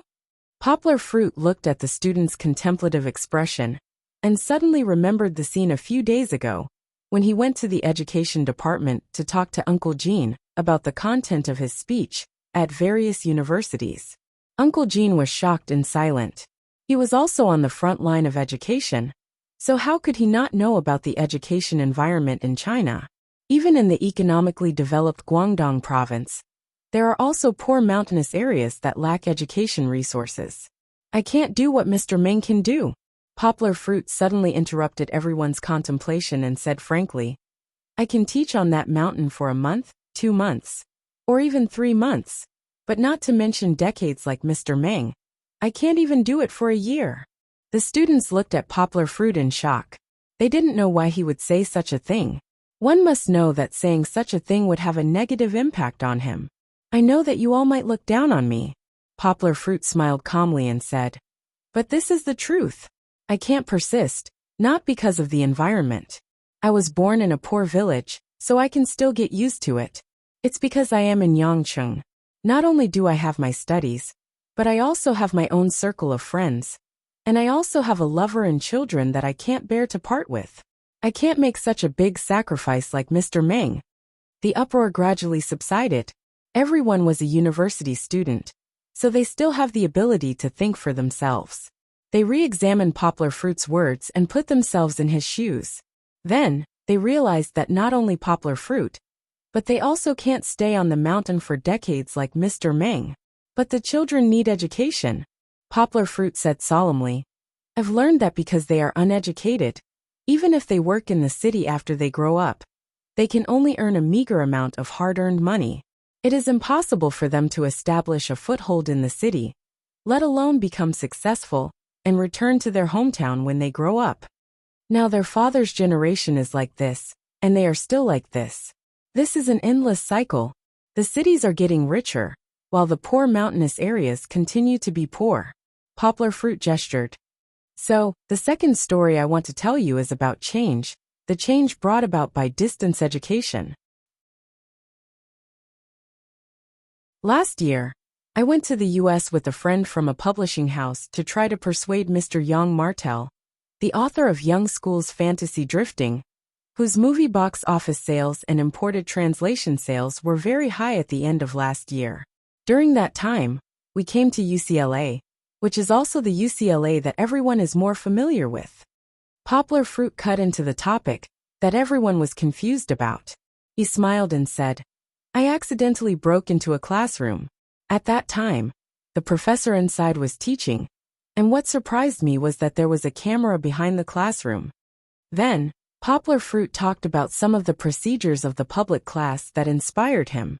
"That's exactly why, when I was on the mountain, I observed the sky all day and night. That is, I couldn't sleep at night and looked at the stars." Poplar Fruit laughed. Suddenly, an idea flashed in my mind. That's right, why can't we do distance education? The greatest convenience that the age of technology has given us is that technology has helped us shorten the distance in space. Cars, ships, planes, computers, the internet, and mobile phones. These can break the constraints of distance. Poplar Fruit said, "Since we can't walk to the mountain to help these children, we can teach them through distance education." Then, Poplar Fruit began to talk about how he, Fat Dragon, and Kai Simin built the first multi-purpose classroom in Xiong Family Village. In the middle, there were some photos that recorded the birth of this miracle. It's undeniable that in the process, we spent more than $1 million. This cost isn't small. Previously, a classmate from the Multidimensional Teaching Society asked me if this money was distributed equally to each child. Would it be enough to support them to go down the mountain to study in the county?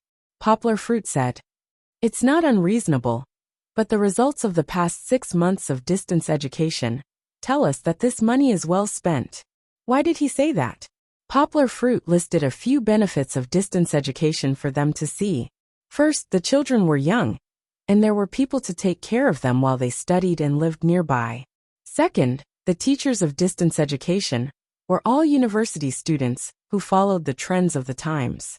The children taught by them were more motivated to learn, and their learning efficiency was obviously higher than the children in the county. Third, the extension of distance education was strong.